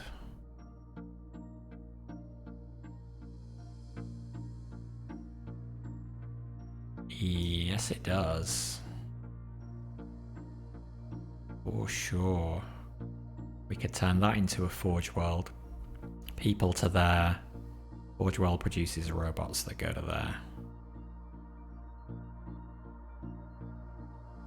That would be great. Does it help with other problems or other things that we want to do?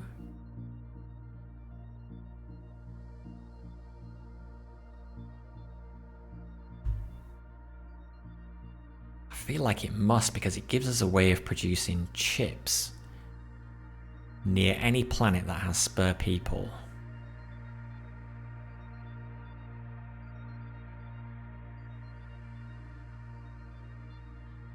And if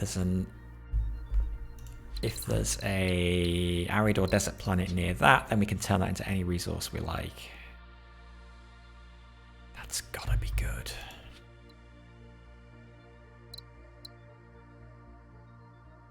Do we do that now?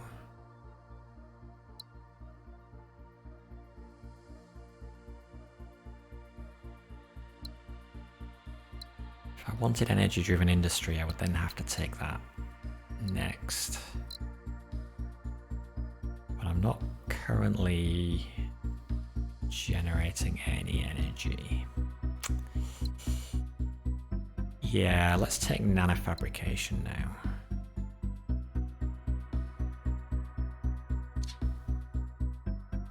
So, thank you for the follow, Fridge. Much appreciated. How are you doing today?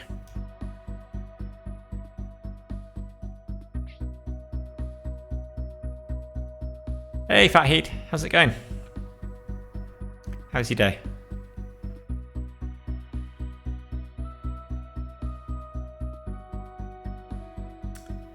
So we turn this into a forge world.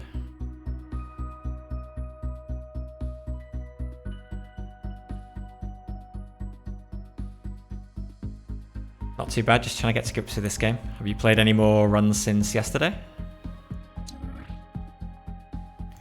Forge world producing... Oh, wait, no! Why did I think... for some reason I thought Forge worlds took people. Of course they don't.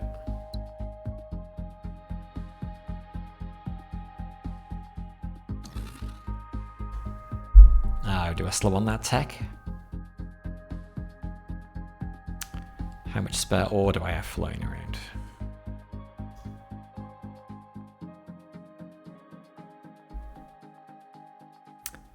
You've been playing Slipways for a couple of years now. Oh wow, okay. You were one of the early testers, or were you playing the Pico 8 version? Pico 8, right. Yeah, I didn't play the Pico 8 at all.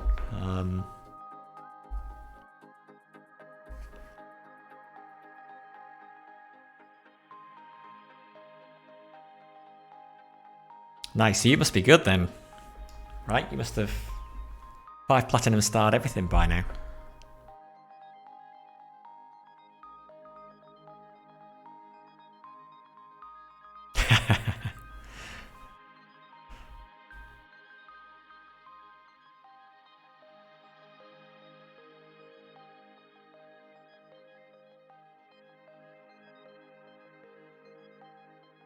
Do we still want that tech?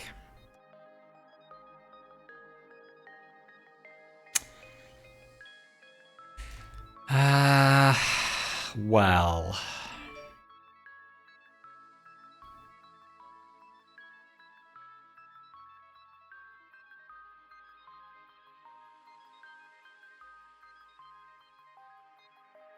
You remember playing it in IT class when you were a senior? Well, okay, cool. Oh, I don't know whether we want that tech still.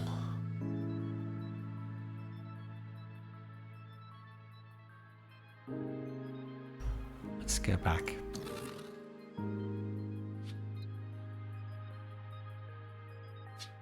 Where are we? We're right at the beginning of the year, so we've got a while to wait for the slipstream relay.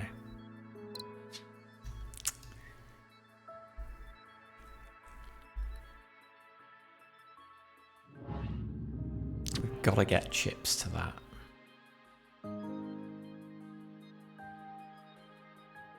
But that's yeah, so we've not solved this problem.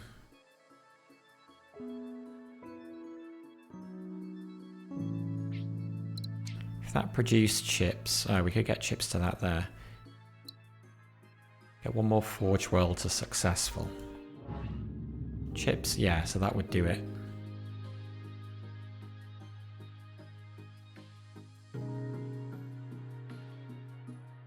That would do it.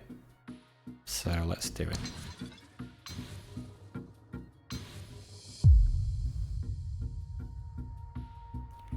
Now we need one more ore producing planet to prosper us.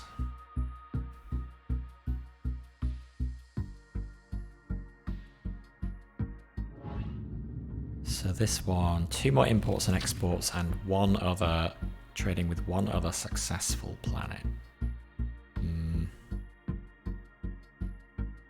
Well, I suppose if we could get this one, what does this one need? 2 import routes. So it needs more people from somewhere. And that's not happening without hyper lanes.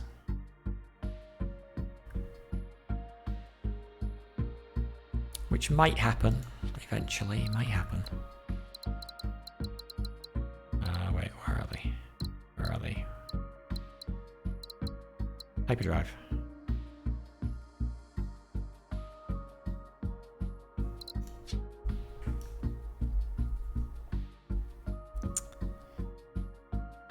But can I do it sooner somewhere else?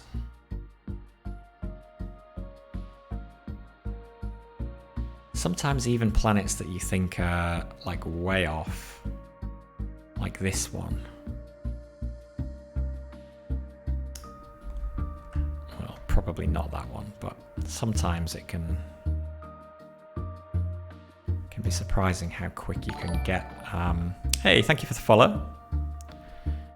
Suidan, appreciate that.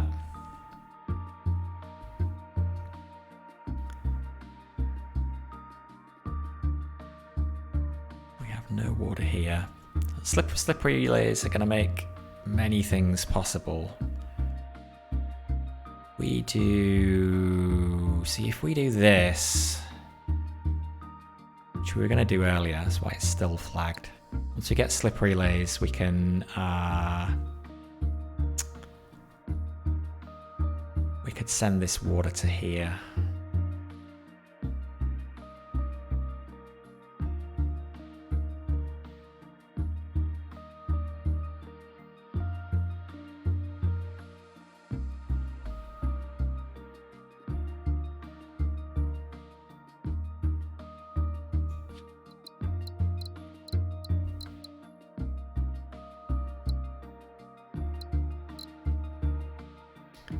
Need to remember we can add 1 unit of chips on any planet producing ore.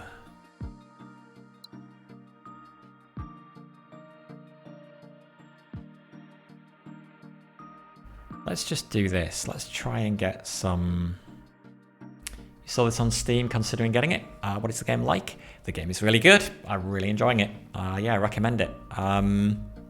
Do you know how it plays? Do you want me to quickly run through the basic mechanics and what we're trying to do?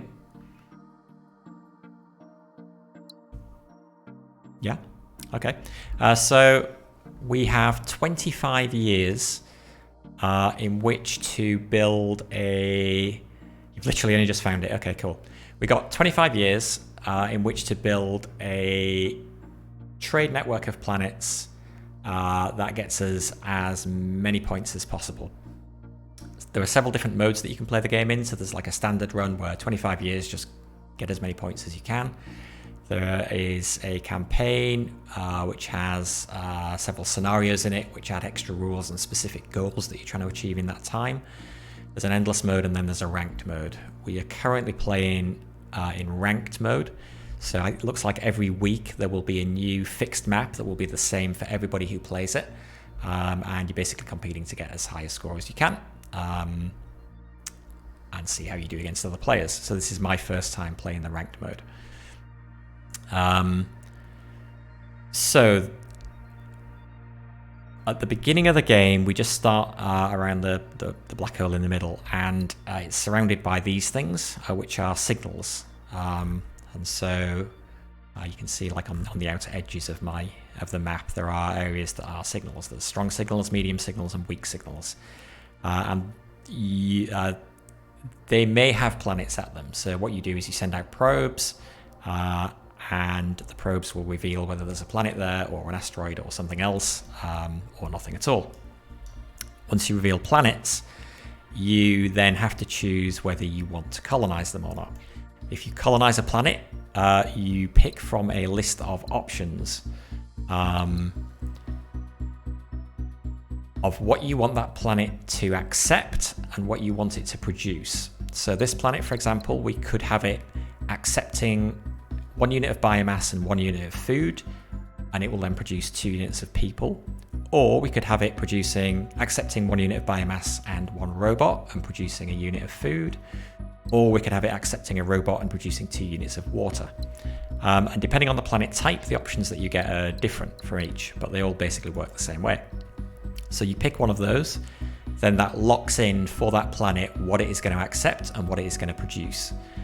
And then your job is to link the planets up with the slipways so that you are sending goods produced by a planet to another planet that needs them as the input.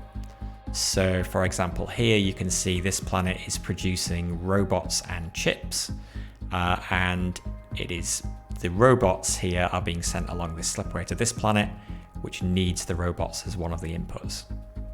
And so that's kind of what you're doing. You're just joining up the planets. The catch is that slipways cannot cross each other. So you're trying to do it in a way where you don't pooch yourself, basically by boxing yourself in.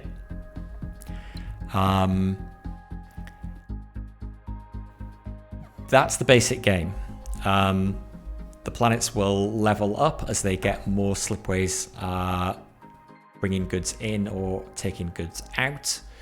As they level up, they get happier and they produce more of the goods, but their requirements will increase as well. It's the best place to show that. Well, I guess here. So currently it needs a person and a water, and it produces 2 ore. When it levels up, it will still need 1 person and 1 water, but it will then produce 3 ore.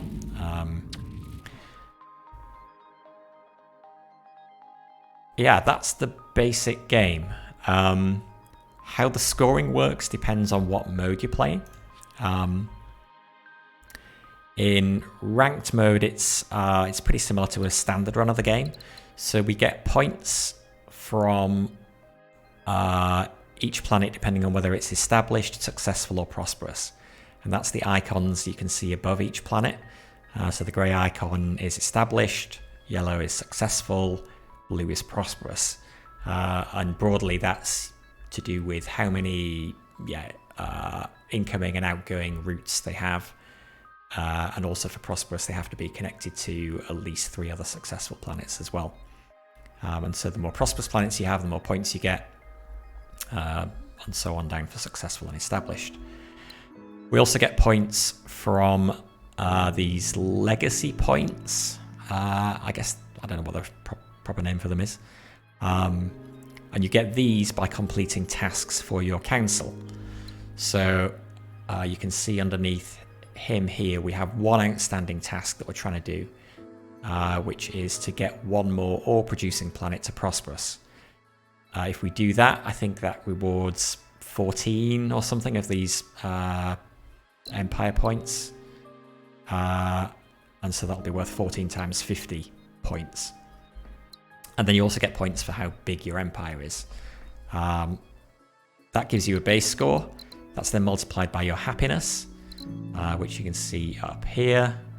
And that's due to planet prosperity with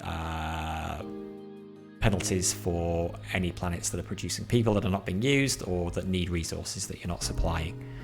And then because we're playing a ranked game, we've also got a multiplier for sector conditions, which are basically modifiers that are, or mutators that are applied to the normal game rules. So in this game, we have a high birth rate, so planets and structures that make people make one more person when all needs are met. But also it's not possible to make robots on remnant planets, which it normally would be. And yeah, depending on how many points you get, will affect how many stars that you get at the end of the game. Don't be fooled by this. The maximum is not 5 gold stars. The maximum is 5 platinum stars. Yeah, you can, even once you've got 5 of these, if you can keep increasing your points, then you'll get the platinum stars. That's it. It is, Pico, was Pico 8 the name of the game? Thanks. Was Pico 8 the name of was that a Flash game? I never played the kind of precursor game to this, but yes, it was based on an earlier game.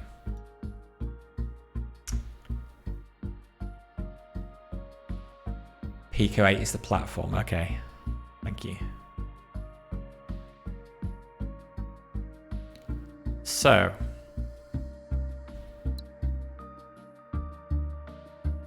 the more tasks we can do, the more employer points we'll get, which translate to the more regular points we get. I won't get offered any more tasks from the council until I've done this one. So I want to try and do this as quick as I can. I don't want to leave a planet unhappy for too long. So currently this planet is not getting the biomass that it needs, which is why it's got a red flag above it. So it's giving me a -3% happiness penalty. And that increases by 1 every year. So this grey number is how my happiness is going to change at the end of the year. And it's -1 because I have 1 red flag planet, basically. Cool, no worries. Thank you for dropping by, Fridge.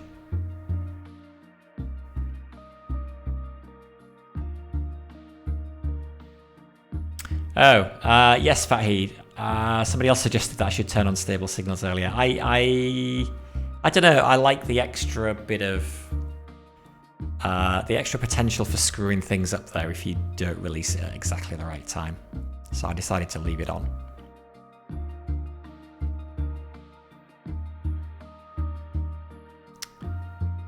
So we want to get rid of this red flag. If this gets down to -8% happiness, then some of that happiness penalty will be permanently locked in.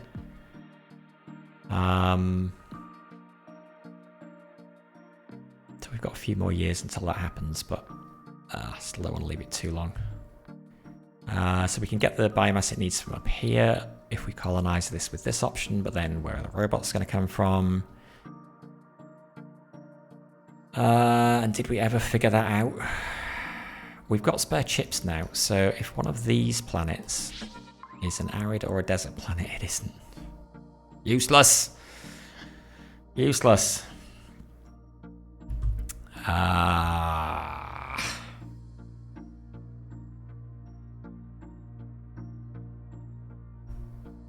We decided we can't reach, although we're about to get Slipways relays, so that's not going to be a problem. The problem is going to be leveling this up.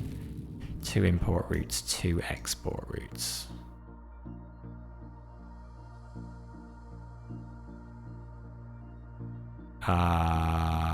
Is that a problem? No, it's not a problem.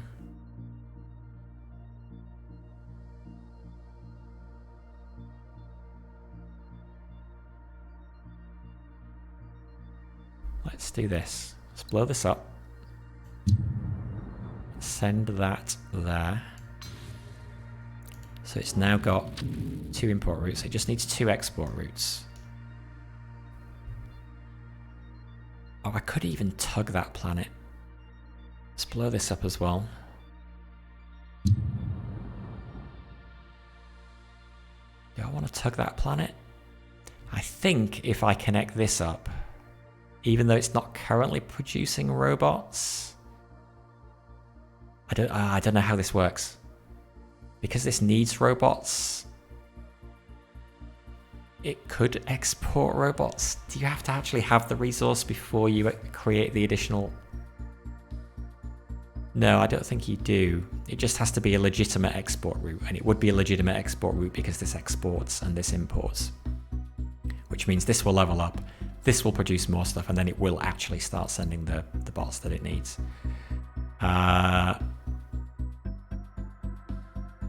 would probably rather not build a Slipways relay anyway, so let's just move this down here.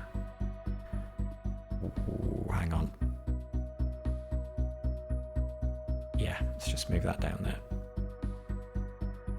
Nope, it's bouncing around the planet. I got too close. So now we do that.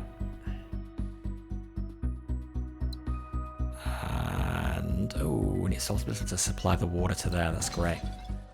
Okay, that goes there. And I think that will do it. No, it won't do it. Oh, I do actually have to have the robots before. Okay, so I've got to export the chips somewhere. Who wants chips? Somebody must want chips. Nobody wants chips.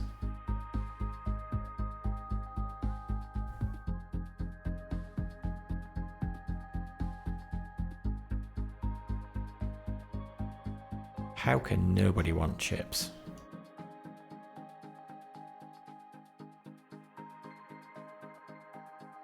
We could set up a science station. Can we research chips? Oops. We can. Okay. I think I'm going to do that.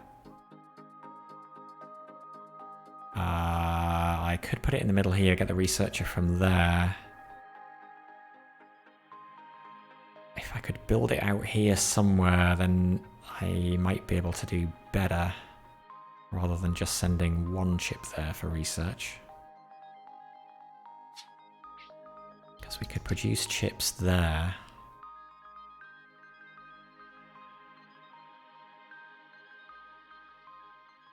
But where did the researchers come from? Nah, too hard. Let's just do that.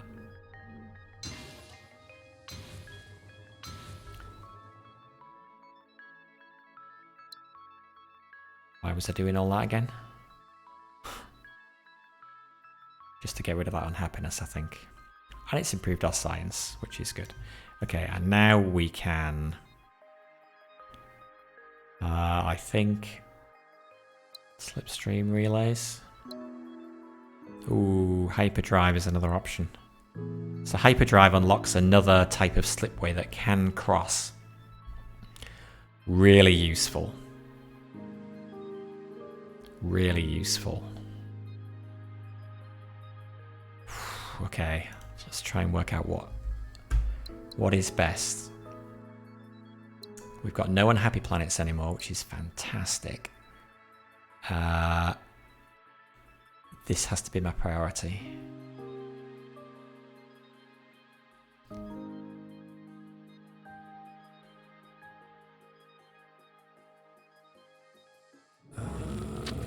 Six imports and exports to get that to prosperous.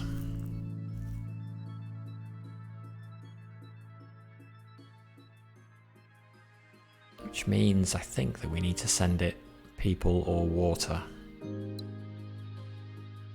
Which, if we do this here, we probably can do. Okay, let's deal with this then. So we're going to tow this out the way. Where do we want to tow it? Can we use it anywhere else? I don't think so. So we're just going to tow it kind of in the middle there, which is hopefully not going to cause any problems. And now we can do that, and that, and that. That. And now that's prosperous and we've completed the task. Okay, nice. How long have we got left? 9 years left. That still gives us time to do some more tasks. We need to be careful that at the end of the game we don't have any tasks that we haven't done. I think it's going to tell us here. Actually, it doesn't tell us there. There is a penalty. I'm not sure. Does anybody know what the penalty is for having incomplete tasks at the end?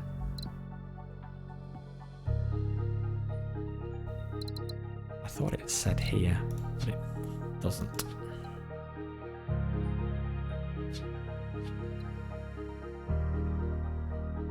So most of our points, apart from the tasks, are going to come from getting planets up to prosperous. So that's what we want to focus on now.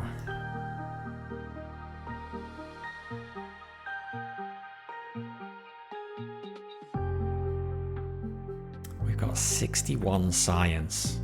I am so happy that I set up this lab at the beginning of the game. Like, number one tip, get the science going early. Makes life so much easier. Okay, 2 more ore-producing planets to prosperous.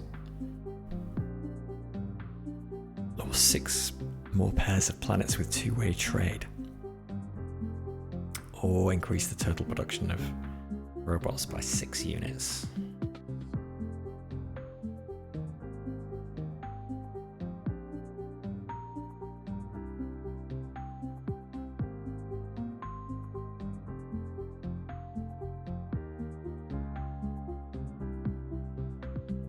Or producing planets to prosperous.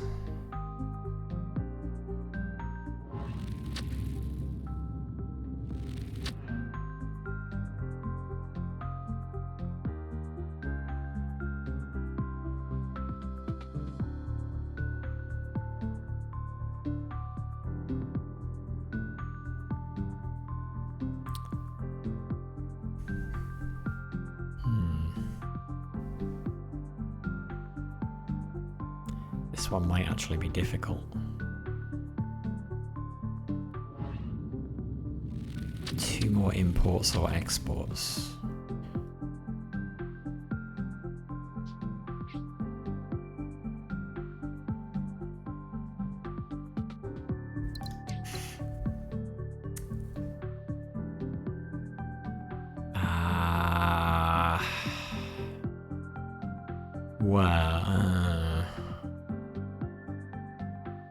I have slip relays. I could bring people in there, but I also wanted slip relays so I can take the goods here over there. Actually, so I probably want both slip relays and hyperdrive. Slip relays to take that there, and then I'll be able to hyperdrive the people in.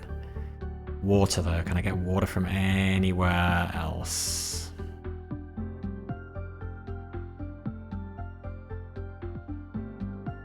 I could get it from here if I can level that up, which needs people coming from somewhere, which maybe would come from there.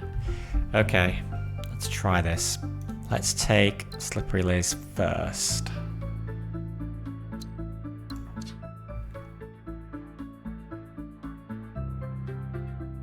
And the reason for doing this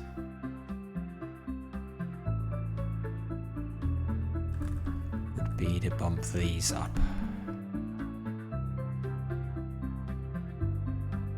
Let's see where we end up.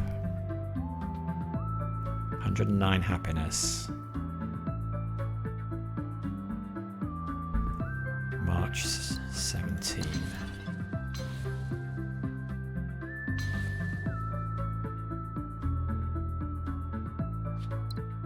Slip relay in there.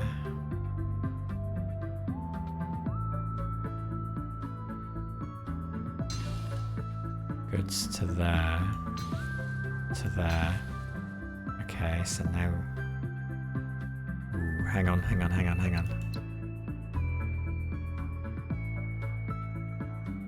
I should be taking these first. Oh no, I can't undo. Why can't I undo? What did it reveal?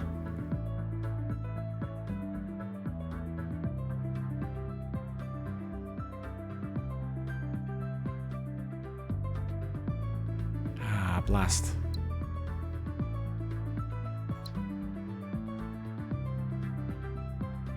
Although I don't think...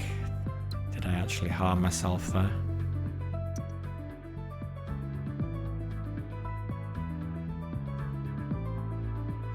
That's the people. I didn't actually hurt myself there. I could have done that.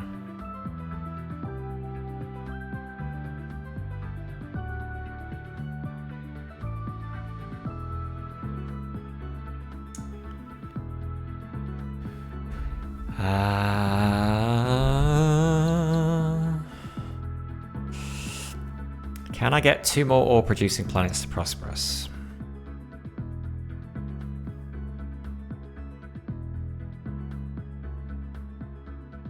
To prosperous? Oh, prosperous. I don't know.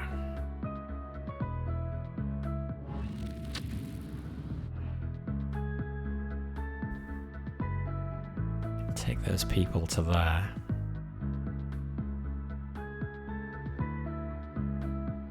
Ore producing planets.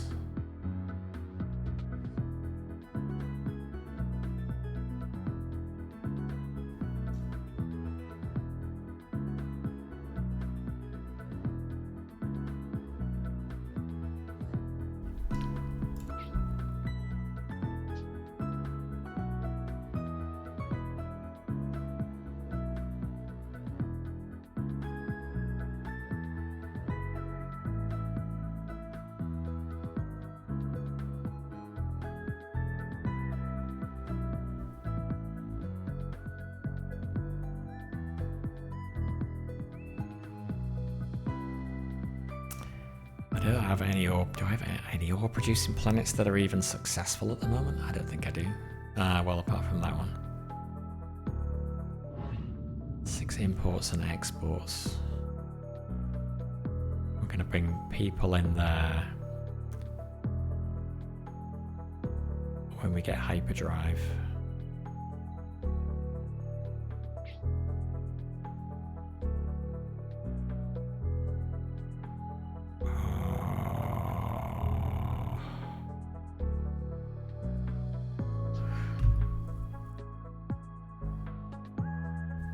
Could we turn that? Yeah, hang on. If we turn that into a forge world, do we still have that option? Yeah, nanofabrication. If we turn that into a forge world, we could then export that to it. And then, God, with hyperdrive as well. How much do we need for those 2 techs combined? So that's 35. I will be able to get both, yeah. 74. Jeez.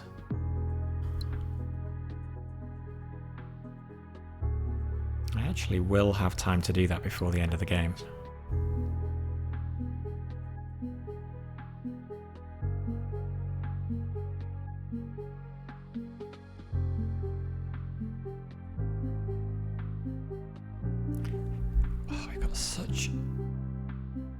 We've got a pretty tight network in here.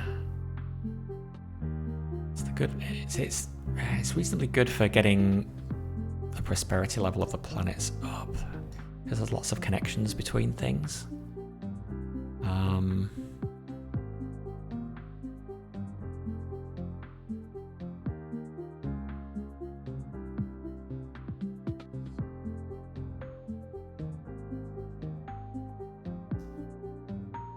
Everybody's needs are mostly met already. That's pretty amazing.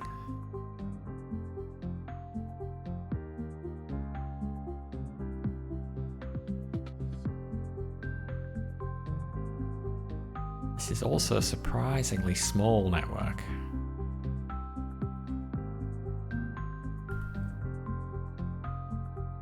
Usually I'm much more spread out than this.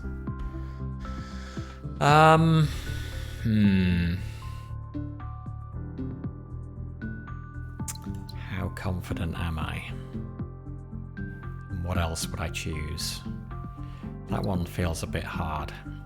Increase total robot production by 6 units. Well, if we can level that up, that will produce more robots. Only needs one more import, export. Well, that requires finding somewhere to send the chips to. Nobody seems to want chips.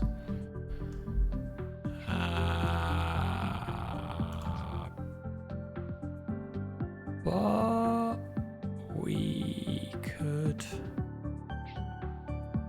we could do that. Will that work with an extra import route? It might do.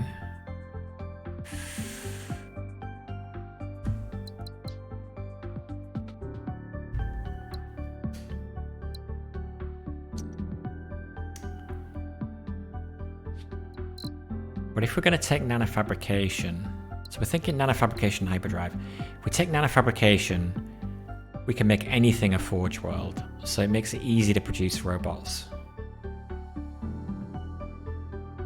So I'm fairly happy taking that. Let's take that and that. And done. Alright. Let's try and get as much stuff prosperous as we can. We can't afford any techs that we want just yet. So that's fine. What can we do in the meantime? Everybody's happy. Okay, we can start doing things. Oh, it's out of range.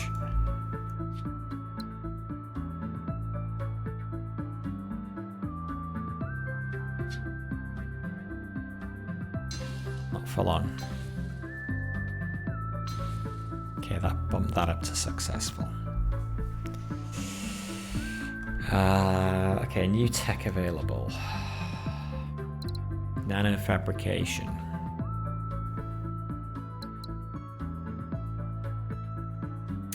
Do we want that now and start using that to up our robot production?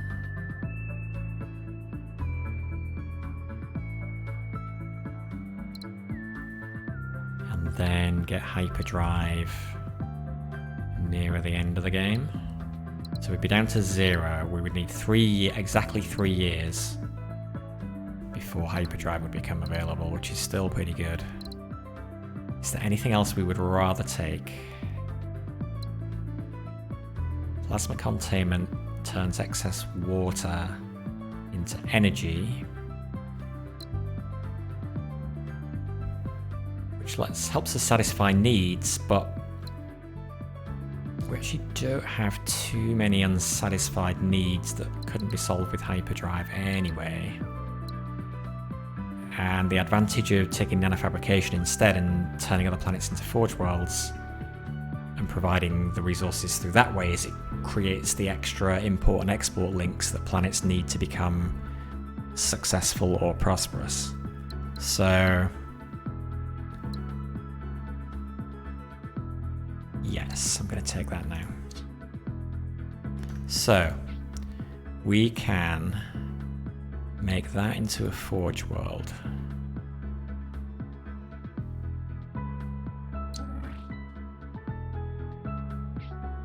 And what are we going to do with it? What's the goal? The goal was to give that somewhere it can send its ore. So either we produce goods or we produce chips and robots.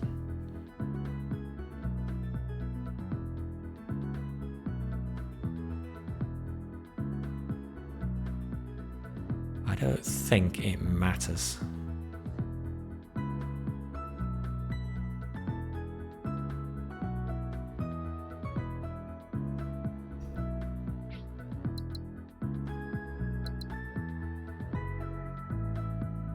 Well, if we do goods, then at level 2 it will want chips. And we have a supply of chips here that's not going anywhere, so that would give us another export route from that planet. Will we hit level 2?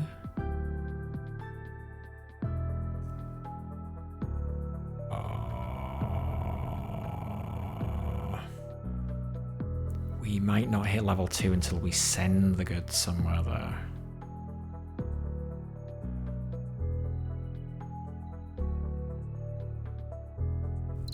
In fact, I don't think we will.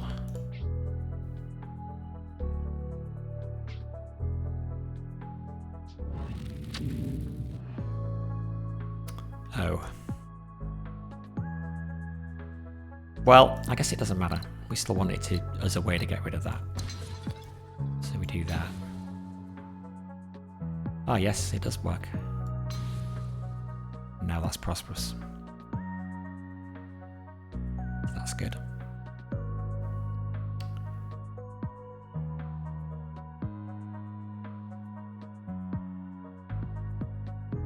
So the only thing this needs to become prosperous is one more import or export. Which we will be able to do with hyperdrive to bring that person in from there. So I think that's good, and that will get one of those done.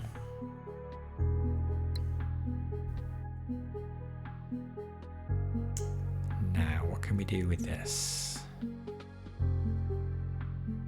It needs water. I wonder if hyperdrive we could bring the water in from there. Hyperlanes are shorter than regular slipways, so even though they can cross... Actually, I don't know if you can cross... Can you cross a planet with a hyperlane? Don't know. We'll find out. Although if I could level this up, this would be another source of water for that. I'm not sure I'm going to be able to level this up enough to get it to establish, though.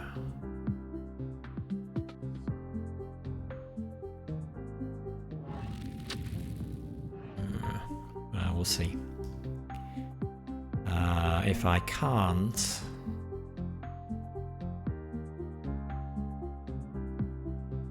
Okay, hang on. Why did we take that science to do what we just did? Create forge worlds, so we've got somewhere else to send stuff like this to. So...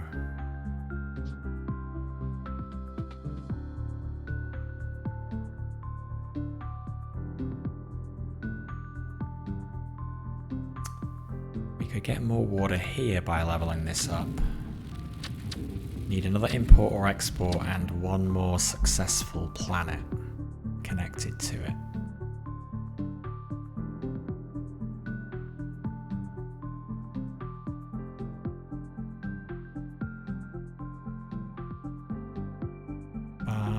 Will that work if we connect that up? Because the water could go there, so therefore it'll level up and then the water will go there? No. That's what happened last time. We need to send the biomass somewhere.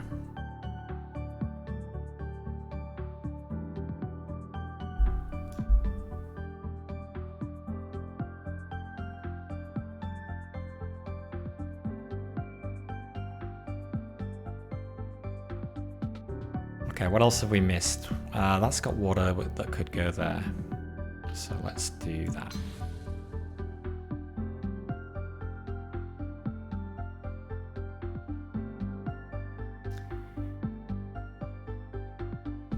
We want to look for arid and desert planets around the edge of our empire that we can use to generate energy.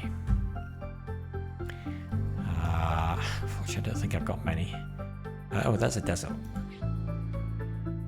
So, do we have a source of chips anywhere around here? This potentially, if it was leveled up.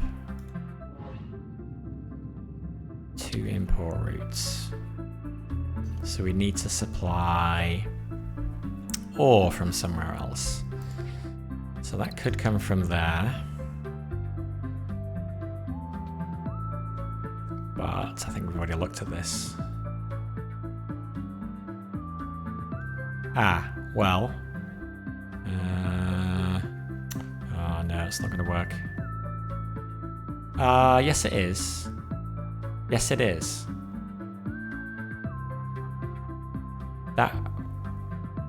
So that makes the ore is available to use immediately. The ore comes here, so it's got another input route. So this levels up, so it produces more chips and robots. We change. We do that there to create energy, and then we use the energy to go there to supply its people needs. What have we achieved by that? What we've achieved is we have made this successful,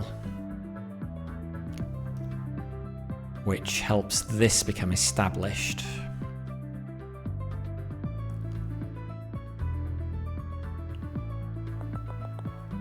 So that probably is worth doing. Let's try it.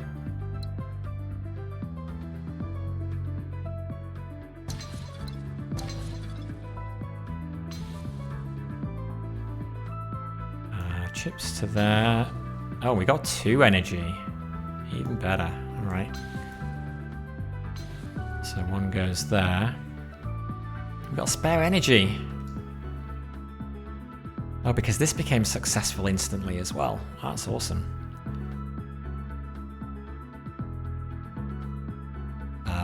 So we can use that for anything.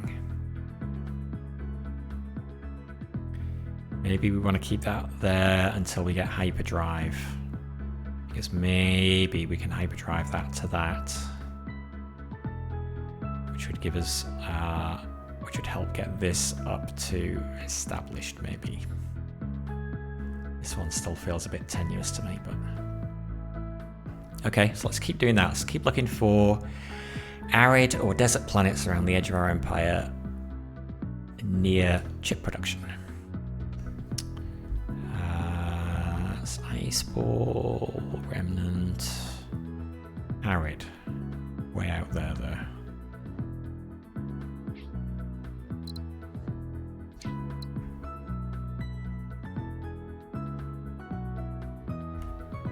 Chips could come from there. People could come from there. But we can't come from anywhere.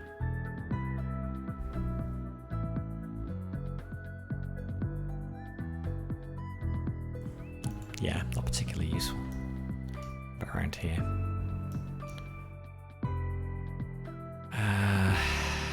Arctic mineral, ice ball. Where do we have spare? We do have spare chips here. But yeah. Unless, could that reach there even? No, but we could do slipstream relay if we needed to.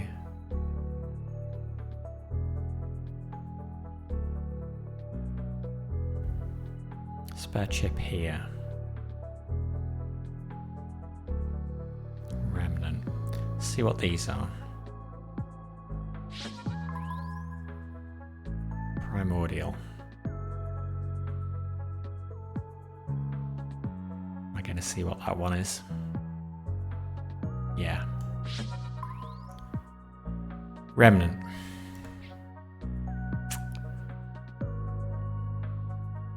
Not what I wanted.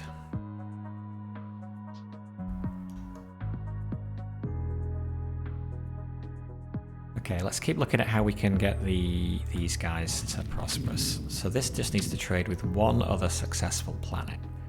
What's the most successful? Yeah, it doesn't even have to be. Oh yeah, come on, we can do that. 2 export routes, somewhere to send the chips. Desert planet. Yes. Now that's prosperous. And we've got a bonus energy that we can send somewhere.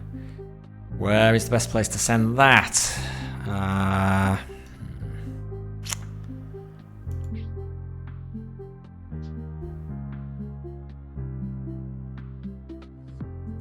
Well, I don't know. What does this need to become prosperous? Needs to trade with one more successful planet and have 2 more imports or exports. Which means getting people and water from somewhere. So when we have hyperdrive, we could get water from there.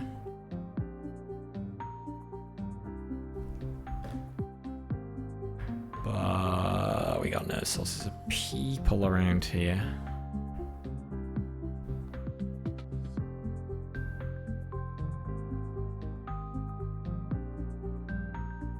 Let's ping these.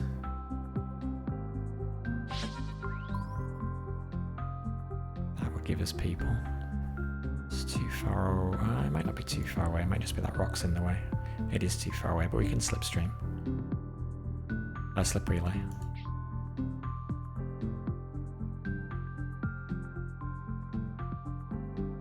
Well, maybe.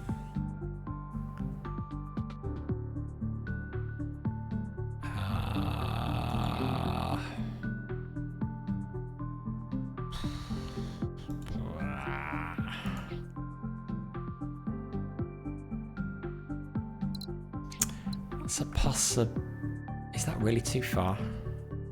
21, it's just out of range. Okay, we'd have to use a relay to get there. But we'd have to level it up to produce more biomass first. Or do that, but that needs people. There are no people. Slip relay is probably the best bet there. And why were we doing that? We were doing that so we could send another route in. Oh, is this also going to be? Well, yeah, it could be slip relay, but then this would have to go prosperous.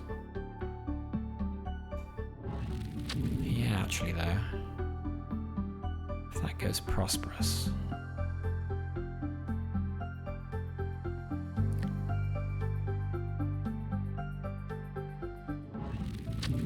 Import routes. So to get that prosperous, we just need to send it robots from a new planet.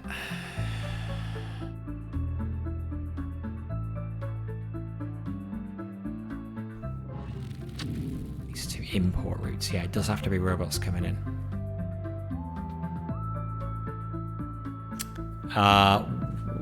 Could we use that energy for that? I don't think so, no, because then we're going to cut this off from here. We were going to bring the people down here.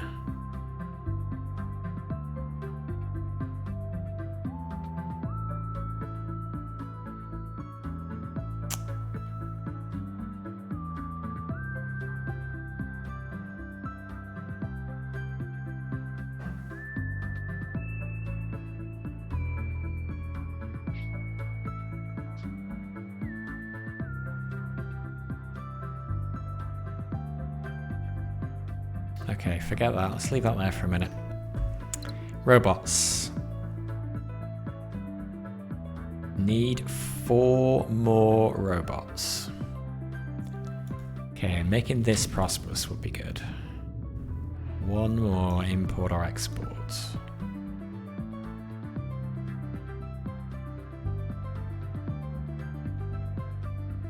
And it needs to be connected to 2 more prosperous planets there.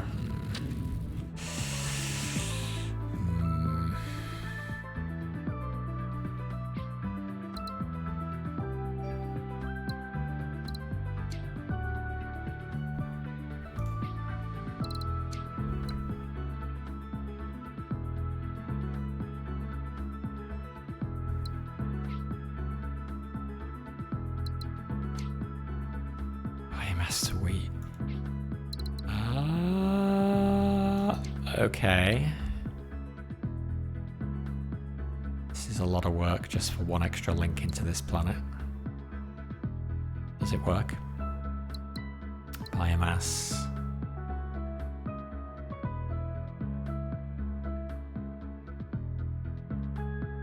We'd have to link those two together as well. That's fine.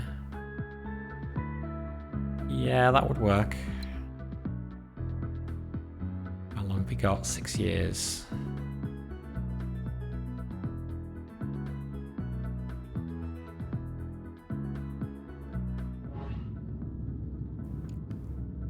So that will deal with imports or exports. And 2 need to be successful. Getting this to successful is 2 import routes. Okay, well we can slip relay. That's probably not going to be producing enough. If that was producing enough biomass, we could slip relay that into there. I don't think it will. What does this need?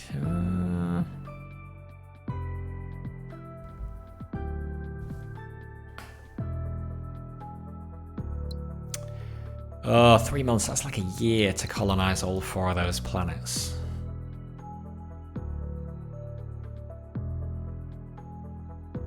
What are the odds of this becoming prosperous?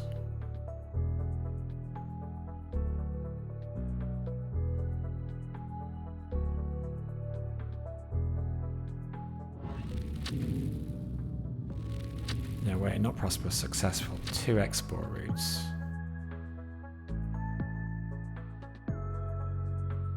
Oh dear. 0.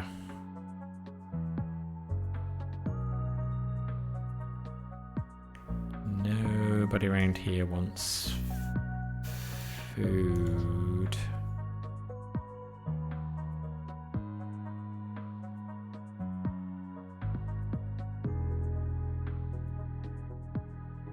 Unless there's a planet that accepts food. Raid. If that was named after the game. I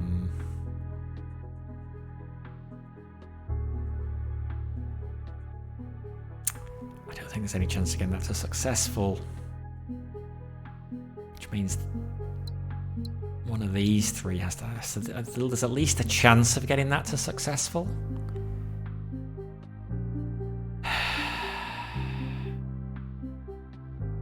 Yeah, worst case I can slip relay in that that energy. So that would work.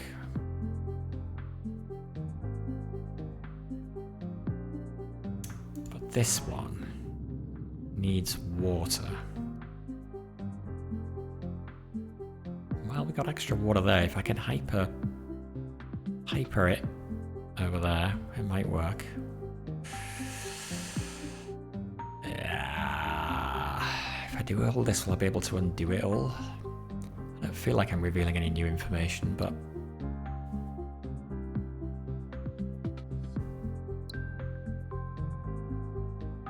it's all producing planets that need to go prosperous.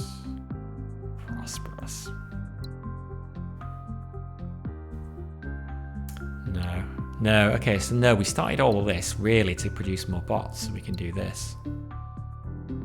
That's a lot of work just to get 1 extra bot out of that. Let's not do that. Let's do something like that. Oh, let's just get rid of all those. Let's do something like that. We've already got spare ore as well. So that seems like a no-brainer.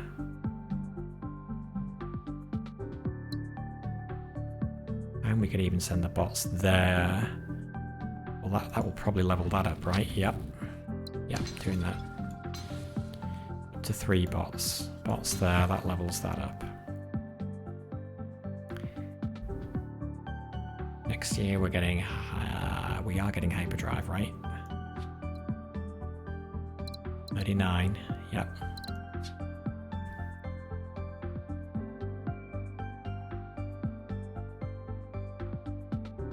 More bots, 3 more bots. If we level this up, we'll get more bots. 2 import, 2 export. We could send the chips. Let's see what we've got here. I want all 4. I can't get all 4. Okay, well, let's do the most promising ones. Arid. Nice. So we could do that. Send the chips there, get an energy. 2 import, 2 export. And we could send the energy back and that will then level that up. Does that help anything? What does this need? 6 imports and exports. Actually, maybe we bring that in there. Maybe we send the... Yeah, let's do this. That there, that there. Oh, it's not leveled up. 2 import routes. We need another source of that. Which we don't have.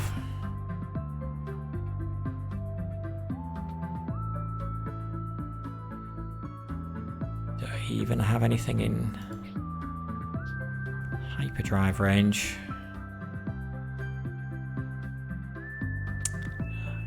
Unless there's something here. Oh, hang on, we can slip relay stuff. We have slip relays. Any other spare ore kicking around? Could mine some here. Where do we get the people from? I have no idea.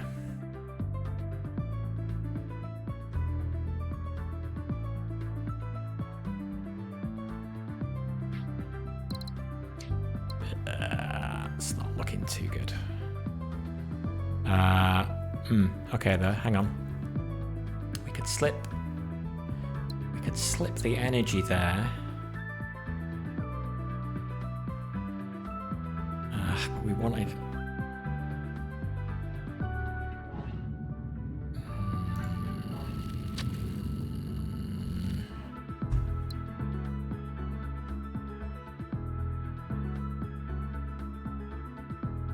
So do we care? Do we care about this? Why do we care about this? Maybe we don't care about that. Maybe we just hook that up.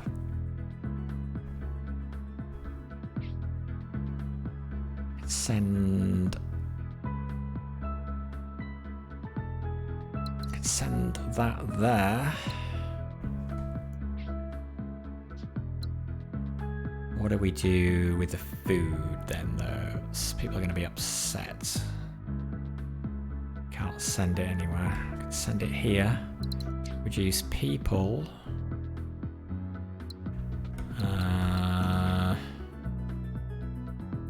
People.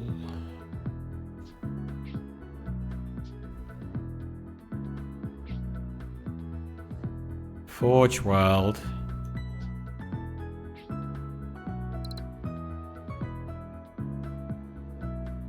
Hang on. Wait. We can... If we make that a Forge World, we can send the people to there.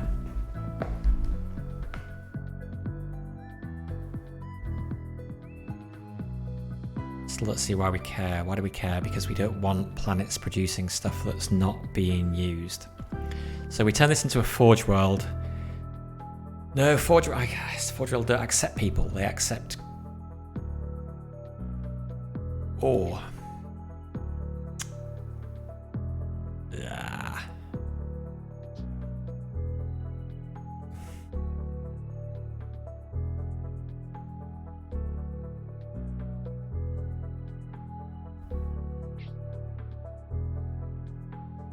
No, not Forge World. A Mineral World. And then the people go there, they produce ore goes in here, and that levels that up. I think that works. Does it? Maybe. Okay, let's do this. There, and that's prosperous. And that's unhappy because they're not sending that there, so we go there. How are we doing? 5 years, okay. Mineral World. Please tell me I can reach. I guess I can slip relay. There, then that's up as well. And we get another energy, which is great. Let's think about what we want to do with that. We want to produce more robots. 2 more robots, but we are at the threshold for hyperdrive, so we are gonna get that now. So hopefully we can do this now. So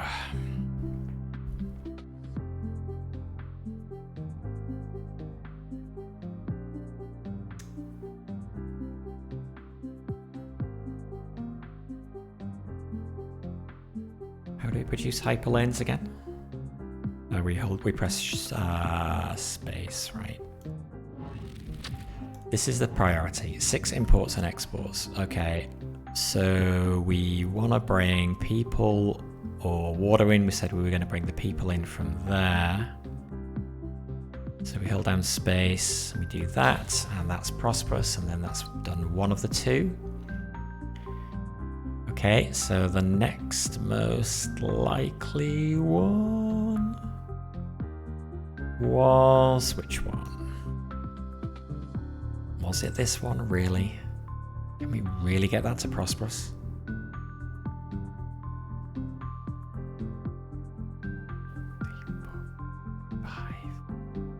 That is prosperous with only 5. I don't know if we can do this or not.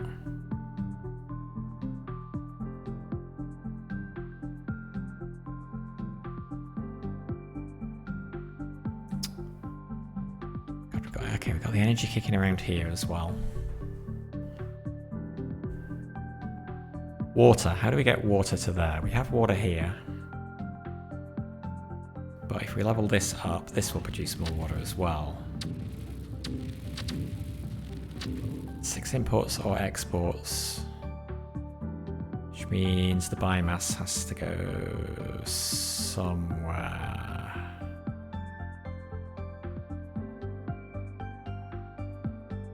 Anybody want biomass? You would take biomass. Biomass and wheat or biomass and robots. Oh, look, we got wheat right there. I did that. Take the biomass over there, the wheat down from there. We then have 2 people. Unemployment. No export. Oh, that's probably here, isn't it? We can fix that. 4 years.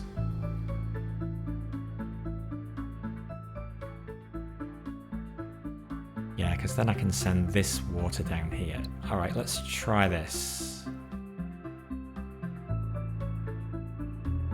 That there.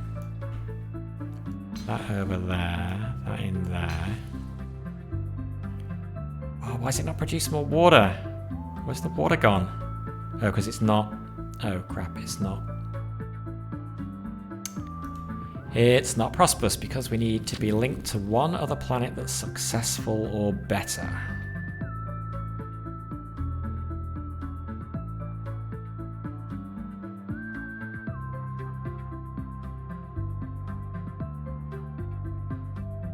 Could we link that?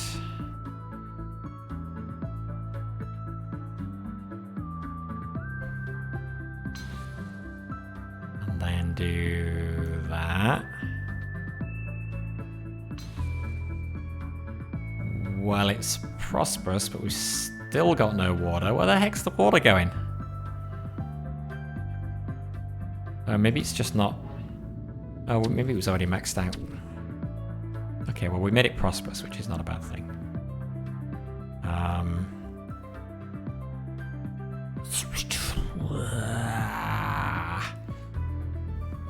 We do have to make sure we do these, though. Let's not neglect that. Maybe we should back up. Let's back up. And again.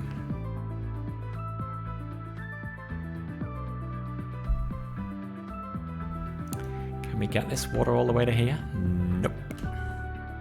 Okay, so that's a moot point. So we might as well send that water down there.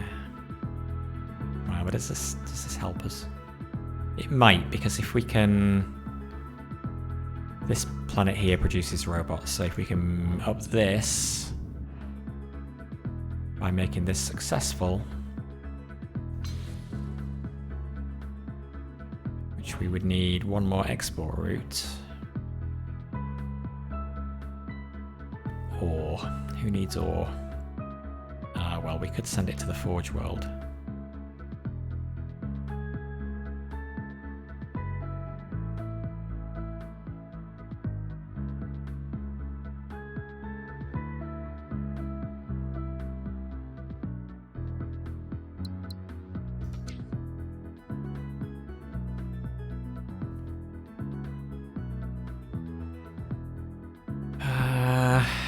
Where would we send the chips and the robots, though?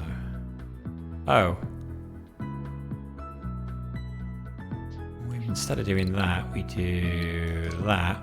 Then we can send the goods to there, which will make that happy. Is this helping me at all? I'm trying to increase robots. It is helping me. I've got 4 years. Let's do it. There. There. Oh. Okay, we did get an extra robot. We need one more robot. One more robot and one more ore-producing planet to prosper us.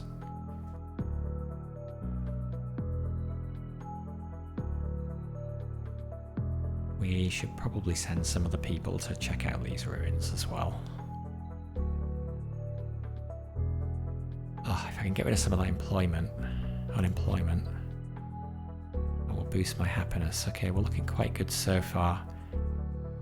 First platinum star is at 16,000 points. Okay, we do have 2 unfinished tasks, which is a drag, but that's, if we can do those, I'll be fine.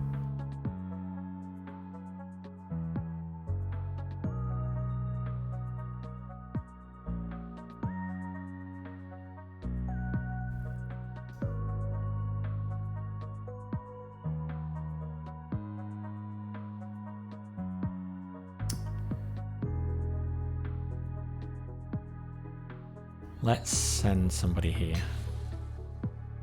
Add skill download to your tech list. Establish skill up facilities project on planets that are established or better. Improve this planet's production by 1 additional unit of each product. Well, that would get my robots. And it might help with the other one as well. And I've got spare science that I'm not needing for anything else right now. So, the other options... well, the other options are just produce 2 robots. Which would do that one. But it wouldn't help with the other council task. Whereas this might. So we're going to take that.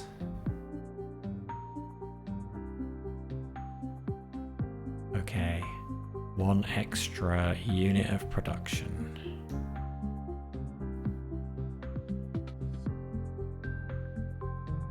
So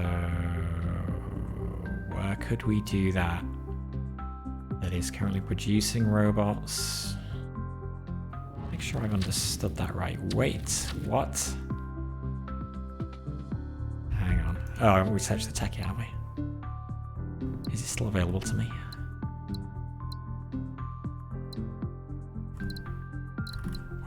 Wait. Where is it? Oh god, I need 38. I'll have to wait till next year to get that.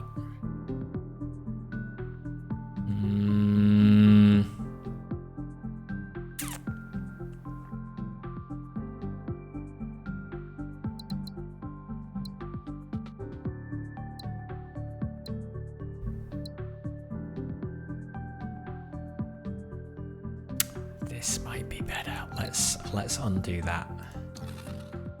Instead, let's take the robots.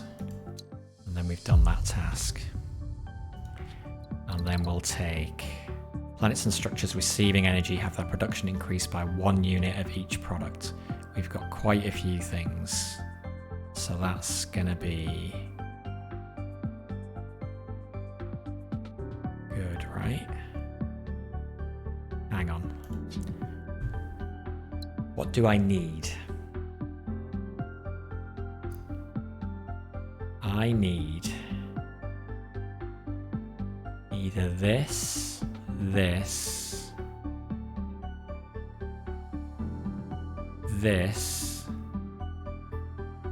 or this. This produces ore to become prosperous. What does this need to become prosperous? Trade with 1 more successful planet and 6 imports or exports. Okay, we could produce chips if anywhere wanted chips.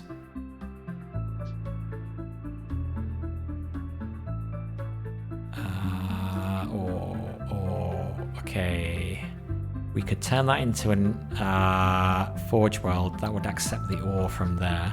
So that would be 1 link.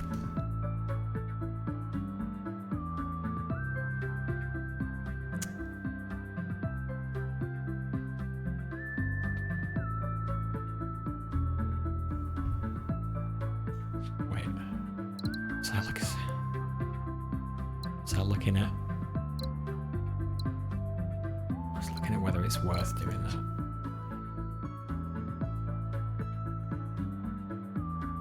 And it needs another link.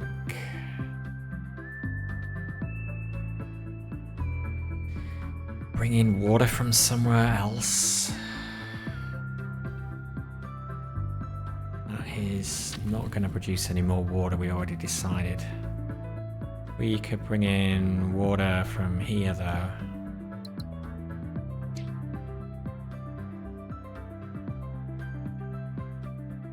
Just needs people. Got 1 million people here. Could we... Well, we could slip relay them in, I guess.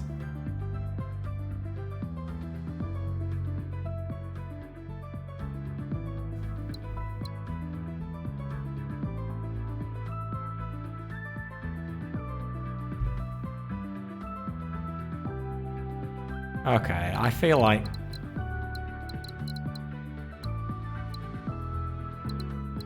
Where is it? I feel like that's got to be good. Oh, but we don't need it. Let's wait till we need it. Wait till we need it. If I turn this into a forge world, it produces... we could have it producing...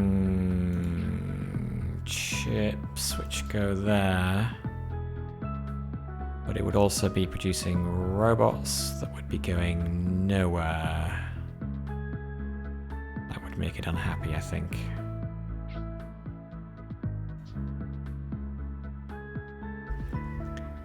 What if we ping these?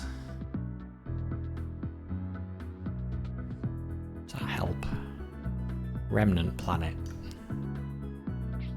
A remnant planet? No, remnant planet takes people.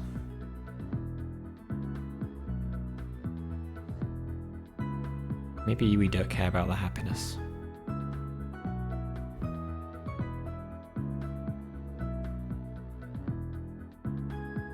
Let's try it. Forge world. Produce... No, why did we say chips? Oh, because we could then route that there. But we could produce goods. Does anyone need goods? No, we've got more goods over here already. I'll do that. Send that there. Send that there. Oh, it's happy already. Oh no, it isn't. Is it happy now? It's happy now. Okay, he only had to export 1 good. Cool. So... One more import or export, one more successful planet. This will go successful if we have another import route, so... oh, actually, we can just do it with these people over here. Because we've got a bajillion people. That helps a lot. Still got a spare energy here. So now the only thing we need is one more import or export route. Which means water.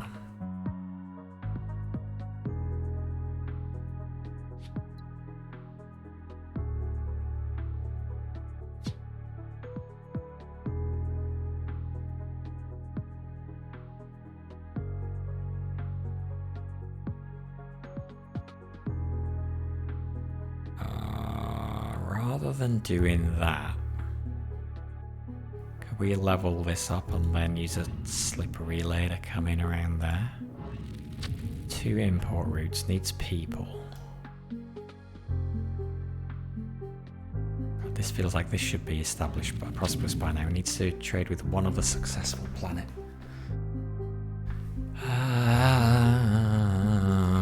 People. Where else could people come from? Over there.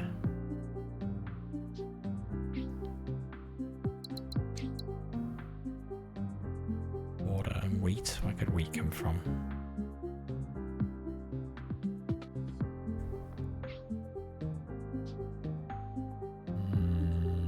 Nowhere.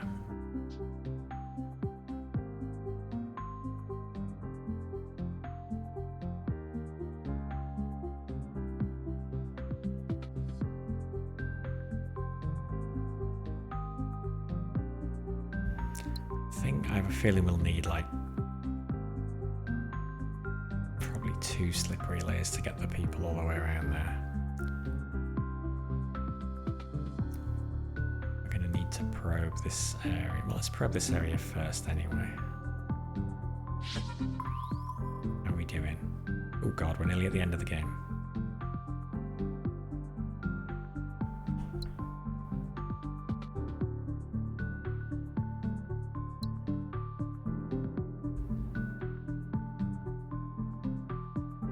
This produces ore.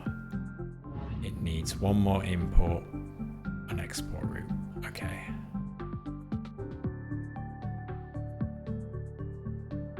That. Now we need a slip relay again.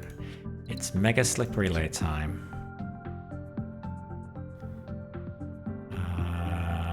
It's fine. Go there. Go there. We've done the task. Okay, great. New tasks available? I don't think so. Well, let's have a look. Explore the designated area. No. Increase production of chips by 8 units or the production of goods by 5 units. I think that is not going to happen. Okay, so let's do slip relay. Okay, I can chain them. We'll do one there. And we'll do another one here. I know it's expensive, whatever. Gets rid of some unemployment as well. Okay, so we've done all our tasks. How can we get more points? We've got 1 platinum star. The next one is at 20,000 points.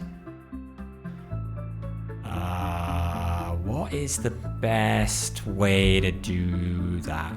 Keep trying to get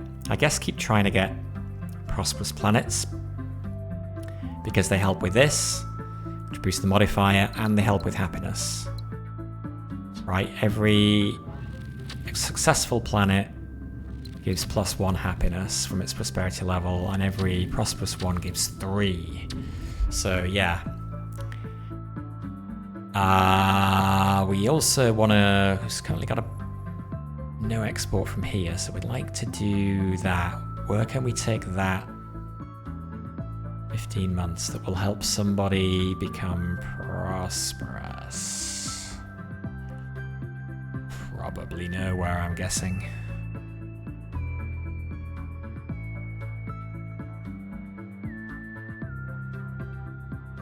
Is it better to focus on prosperous, or is it better to focus on dealing with that resource shortage, or no export?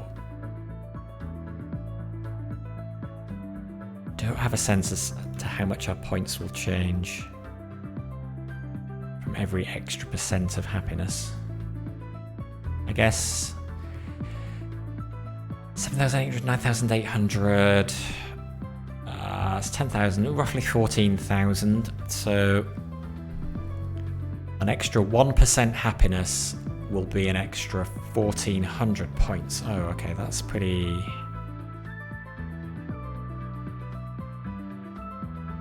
beefy, but that means every extra established planet will be an extra 3,000, basically.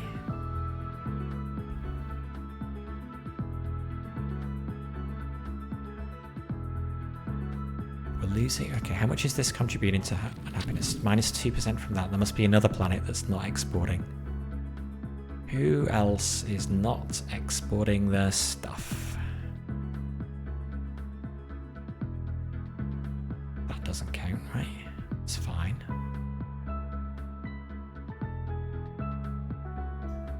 Where else do we have a planet not exporting?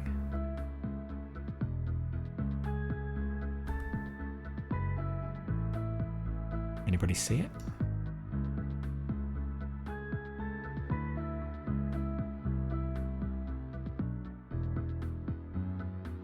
Don't know.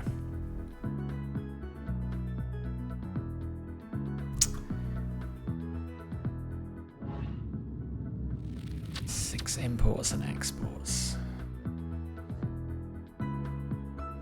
People and water. There's water here. We could bring the water in there with a hyper lane.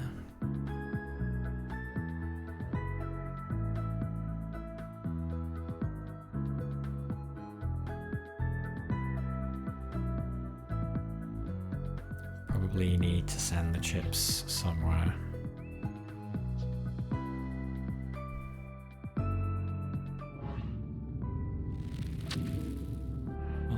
Say that we do.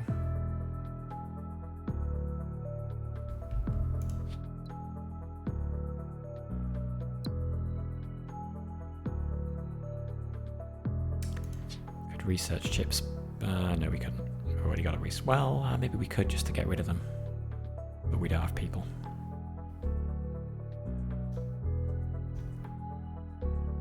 Is there an area where, like, east? Okay, we've got spare energy here as well. Maximum level. One more import and export will push that up.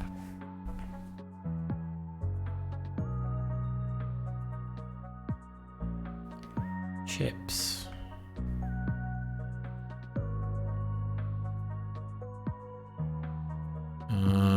He takes chips. I just think it's too far. Too far.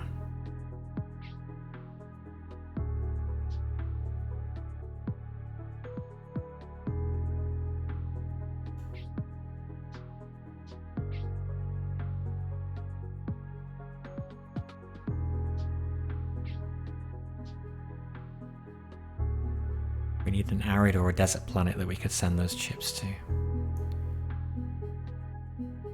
If there was one here, we could tug it.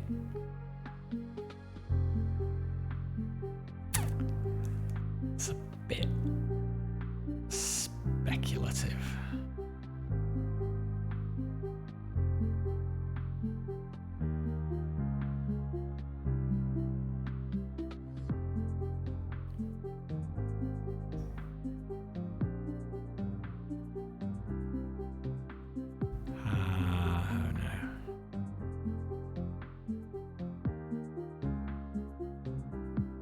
Anybody need water around here?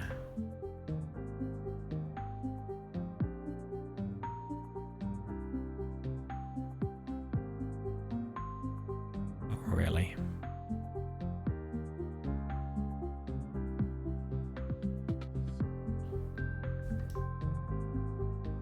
About him? Oh no, we can't move him either.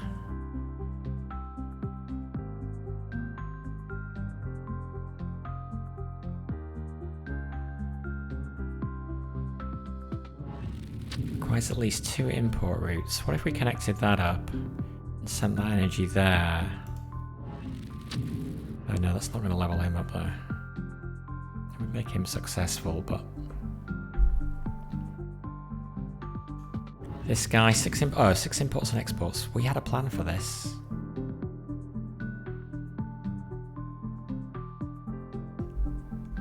What were we going to do with that?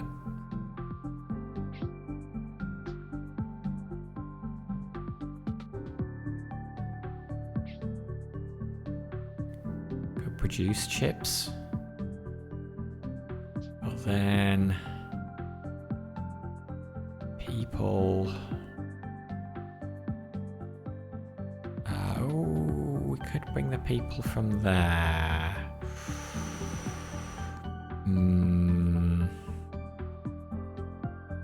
I think that would work. That would only be one more prosperous planet. Whereas if we work in this area, we might be able to 6 imports and exports. Can we send that water over here? It's out of range.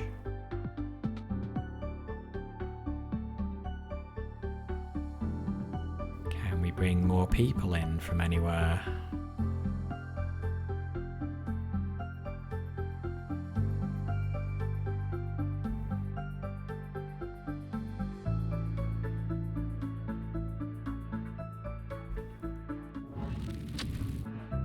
Certainly connect that up.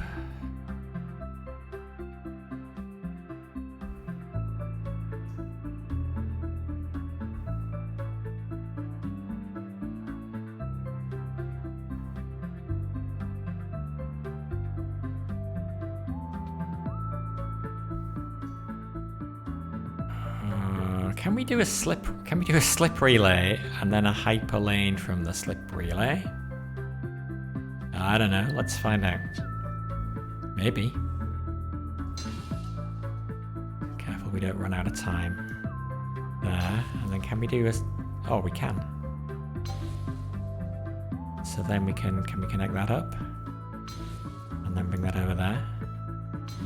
Yes, prosperous. Will this reach?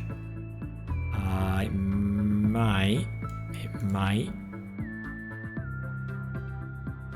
People to chips. Bring the people in. It's May. And then there. Yes, prosperous. Oh, we're so close.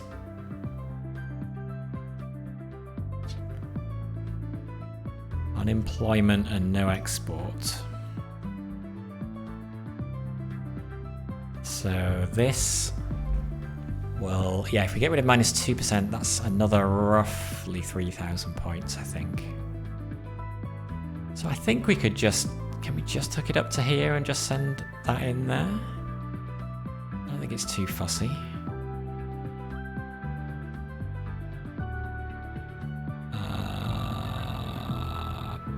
But if we, at least 2 import routes. Now, why don't we send it over here? And then that will get that to successful as well. Do we have time? It's 1 month.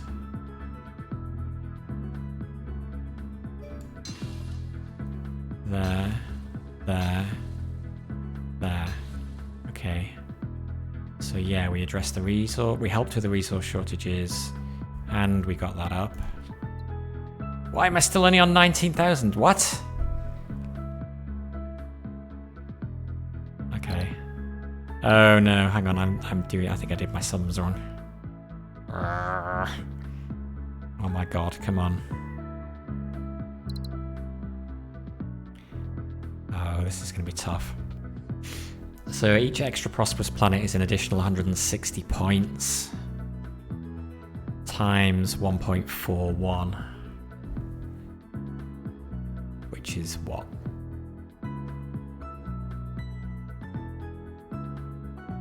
I don't know.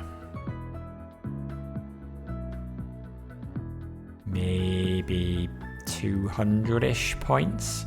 So I need to make 2 more things prosperous. Oh god, and I've got 3 months.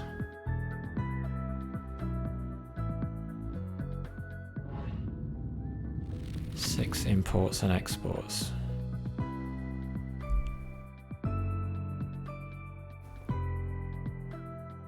I can't colonize anything, I don't have enough time left.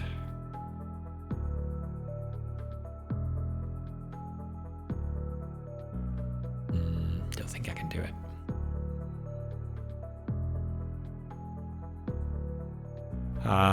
We could bring that over there.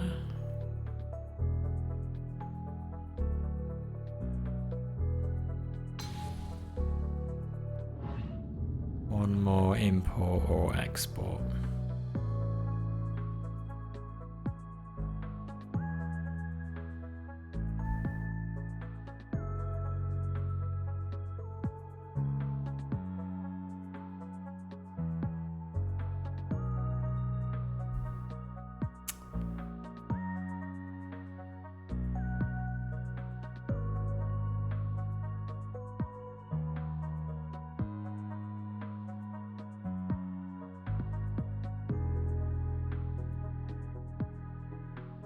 There's nowhere I can bring it from. Let's undo that.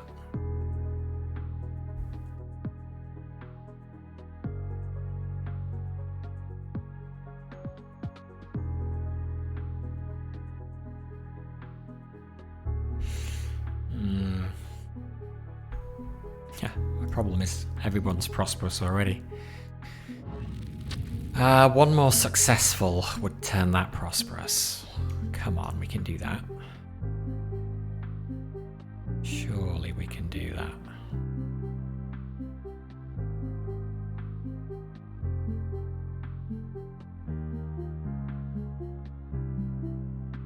We've got 4 candidates. There. Nope. Oh no, wrong. They're both producing. Okay, what's this one need? At least 2 export routes, so we gotta send the ore somewhere.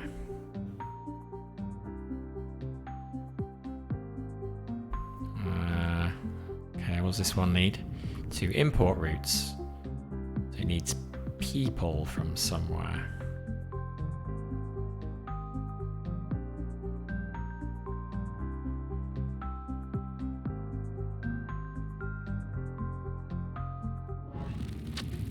Export routes needs to send the ore somewhere. Somewhere that's already colonized. That's not gonna happen either. This one.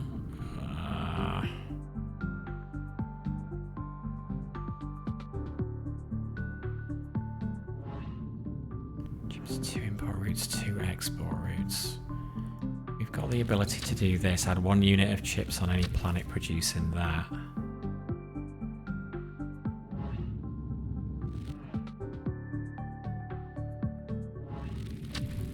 Two export routes.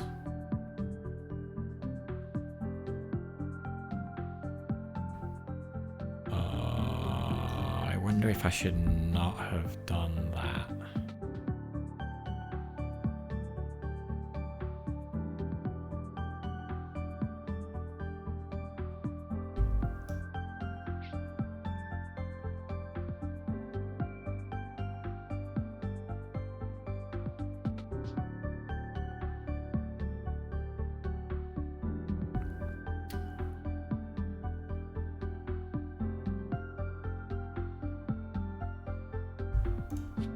Produce a lab study in goods. Nope.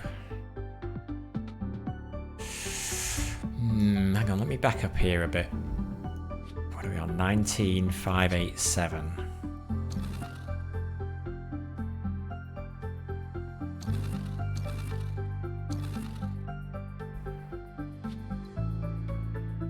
That did get us a decent chunk of points. But what if we spent that time instead making this prosperous?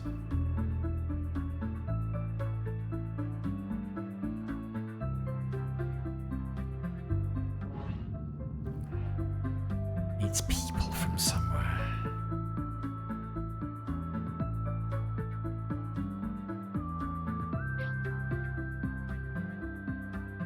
Water and wheat.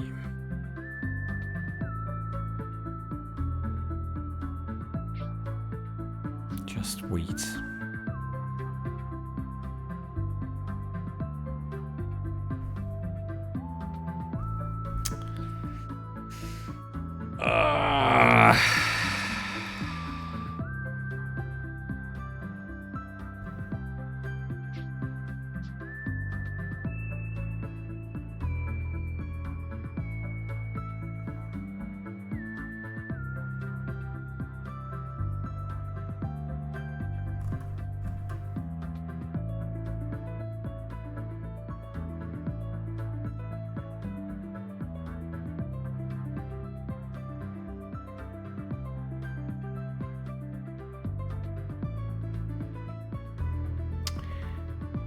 Wait, could I...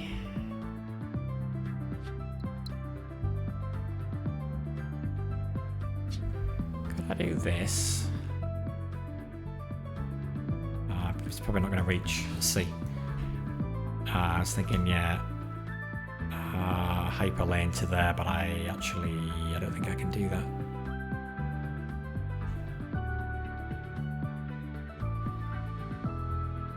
No.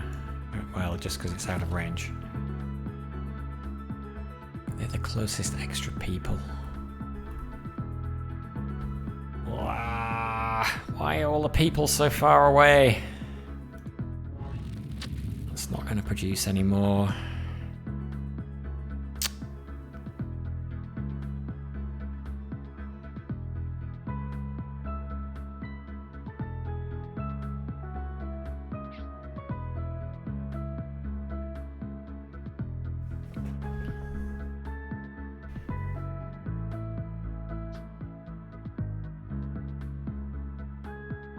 God, there's 4 planets.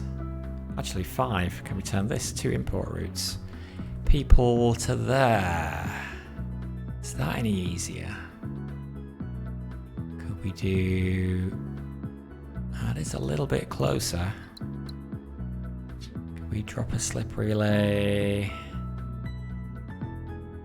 there? Out of range. Out of range. Is that even possible if we get it in the right place? If we do a straight line between the two of them. No. Oh yeah, it is theoretically possible.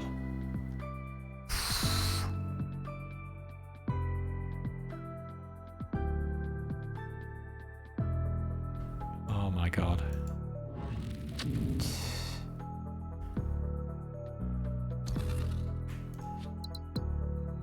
But it's going to give us no clue as to...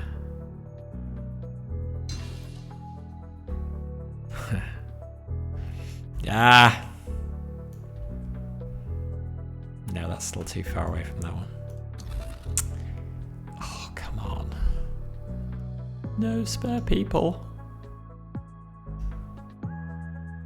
Unemployment is -4, so there's 2 other people somewhere. Where are the other 2 people?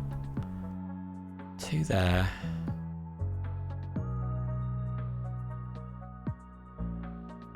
Where are the other people who are unemployed?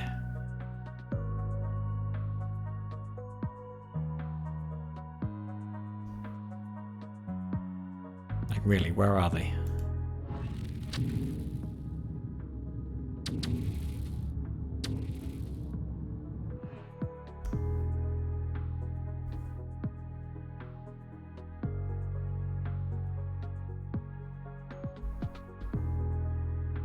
See those 2, but it says I've got -4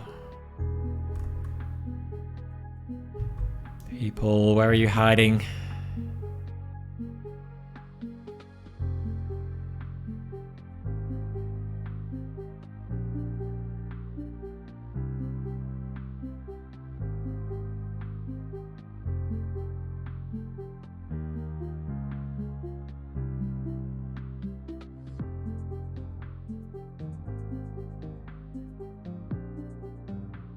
Oh, down here.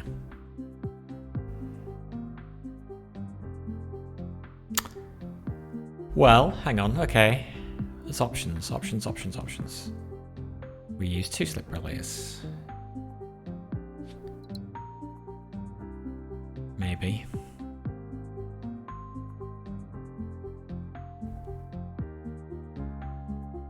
That one literally does need one more import, right? And then that will go, and then that will go as well. Although it might still be better.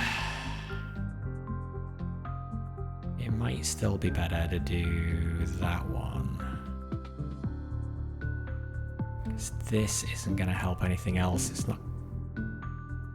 Well, it will produce more water, more biomass.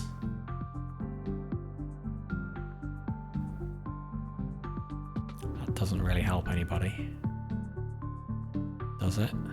Anybody need water? He needs water. But... yeah, that wouldn't help anyway.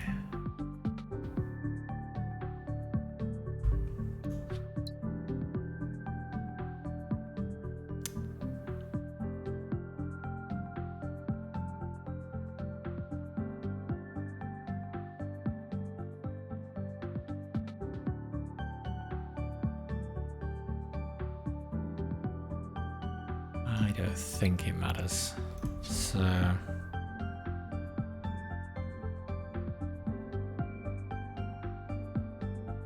let's do one there, August.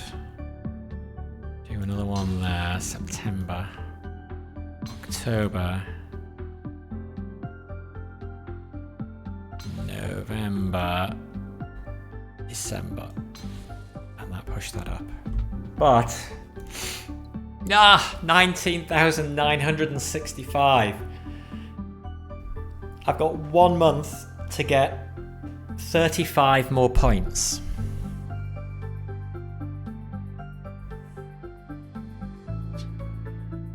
Oh god.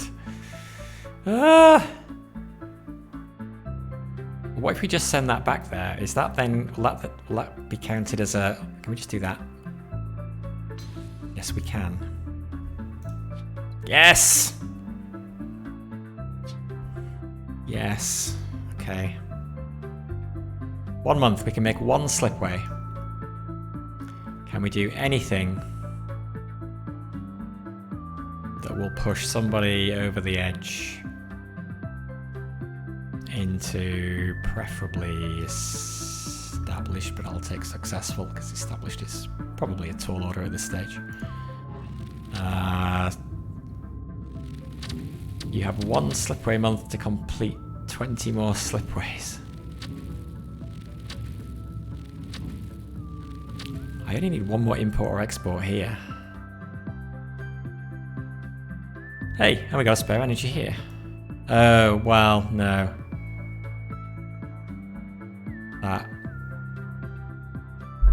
That doesn't count.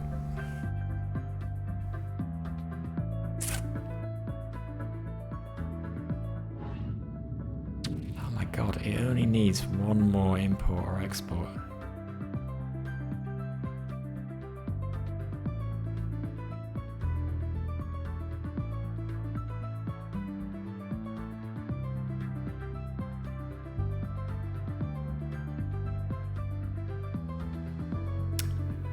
Would that count because it's then bi-directional? It will. Awesome. And that didn't even cost me any time. Alright. Where are we at? 2772? 24,000, yeah. 3 platinum's not going to happen. And what was it? The high score on this difficulty, I think is like 50,000 or something. Ridiculous. So we're certainly not getting the top score, but whatever. Didn't expect to anyway. 1 slipway.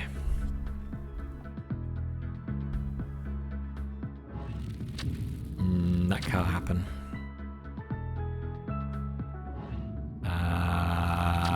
But that could if I hook it up to a successful planet. But I can't do that.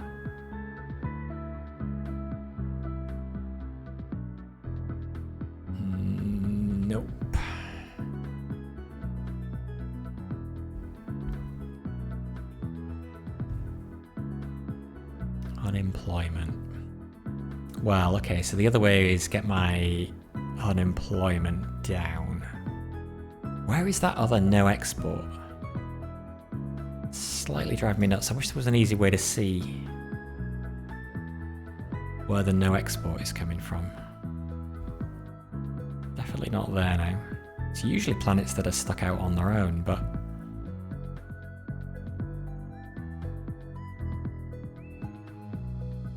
hang on, I can look at this, can't I? Does this tell me?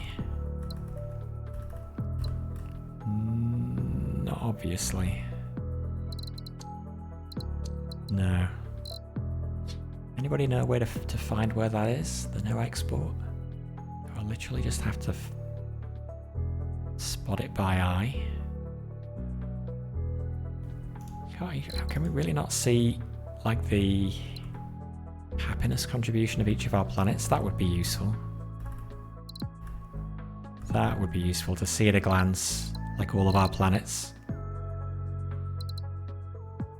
Not just by type, but by name. And then the happiness, and then you could just click on one and go straight to that planet. That would be really useful. But we don't have that. I guess I can just mouse over every single planet until I find it. Unless it's got some... Unless it's positive because it's got some other modifier on it. -1. Oh, well, that's from unemployment. Okay.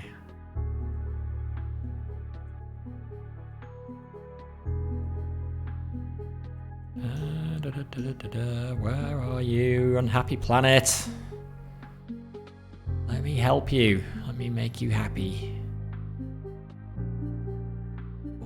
4.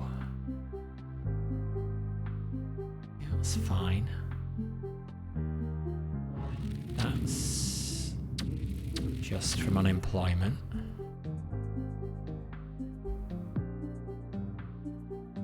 I don't know where it is.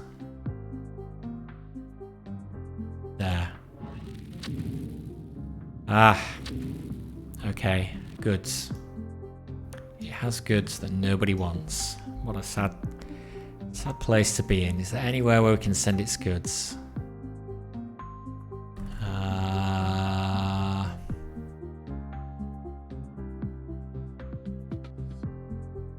Could we even send it there even though it doesn't want any? I don't know whether that will help or not. And then it's whatever we do is going to end the game. So we're not going to be able to see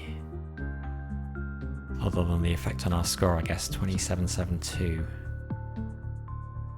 Anybody need goods? Not getting them? Usually that's one of my problems, but this time everybody seems to be well supplied.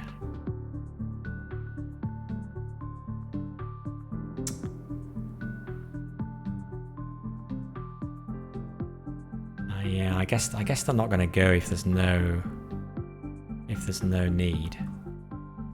So what about people? Can I send people anywhere?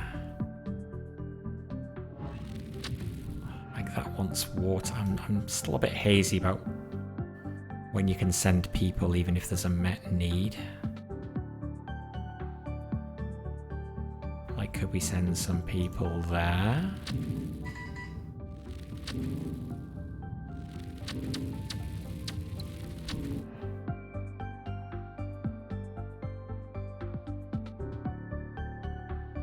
Well, we can undo from the final score screen, which is cool.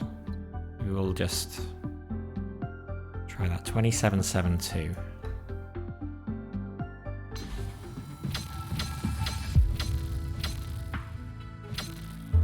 Did it help? It did help. And it was never going to help enough to get us up to 24,000, so... So, I'm happy with that. Double platinum. Can't complain. Now, do we get an idea of where we are in the rankings?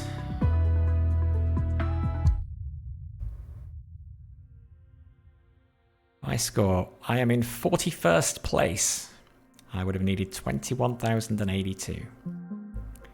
But 41st out of how many? Oh, I wish there was a proper full high score table. Like there is in Ring of Pain. It seems good, but yeah, I have no idea how many people are playing the game. And how many people have even had a go on ranked on reasonable. So it may be that there's not too many scores. But yeah, let's say 500 people have probably done it. So yeah, it seems probable. But way off. 54,000. I would love to see. I would love to see the game of whoever got 54,000 and how they managed that. That is an amazing score. Absolutely amazing. But I'll settle for that. I will settle for that. Okay, well, that is going to do it for now, I think. So thank you everybody for watching. Thank you for all your comments and tips and advice, as always. So, until next time, which may be in an hour or so, I'll probably fire up another game, because why not? But until then, thank you for watching. This is BDA Limey signing out. Bye for now.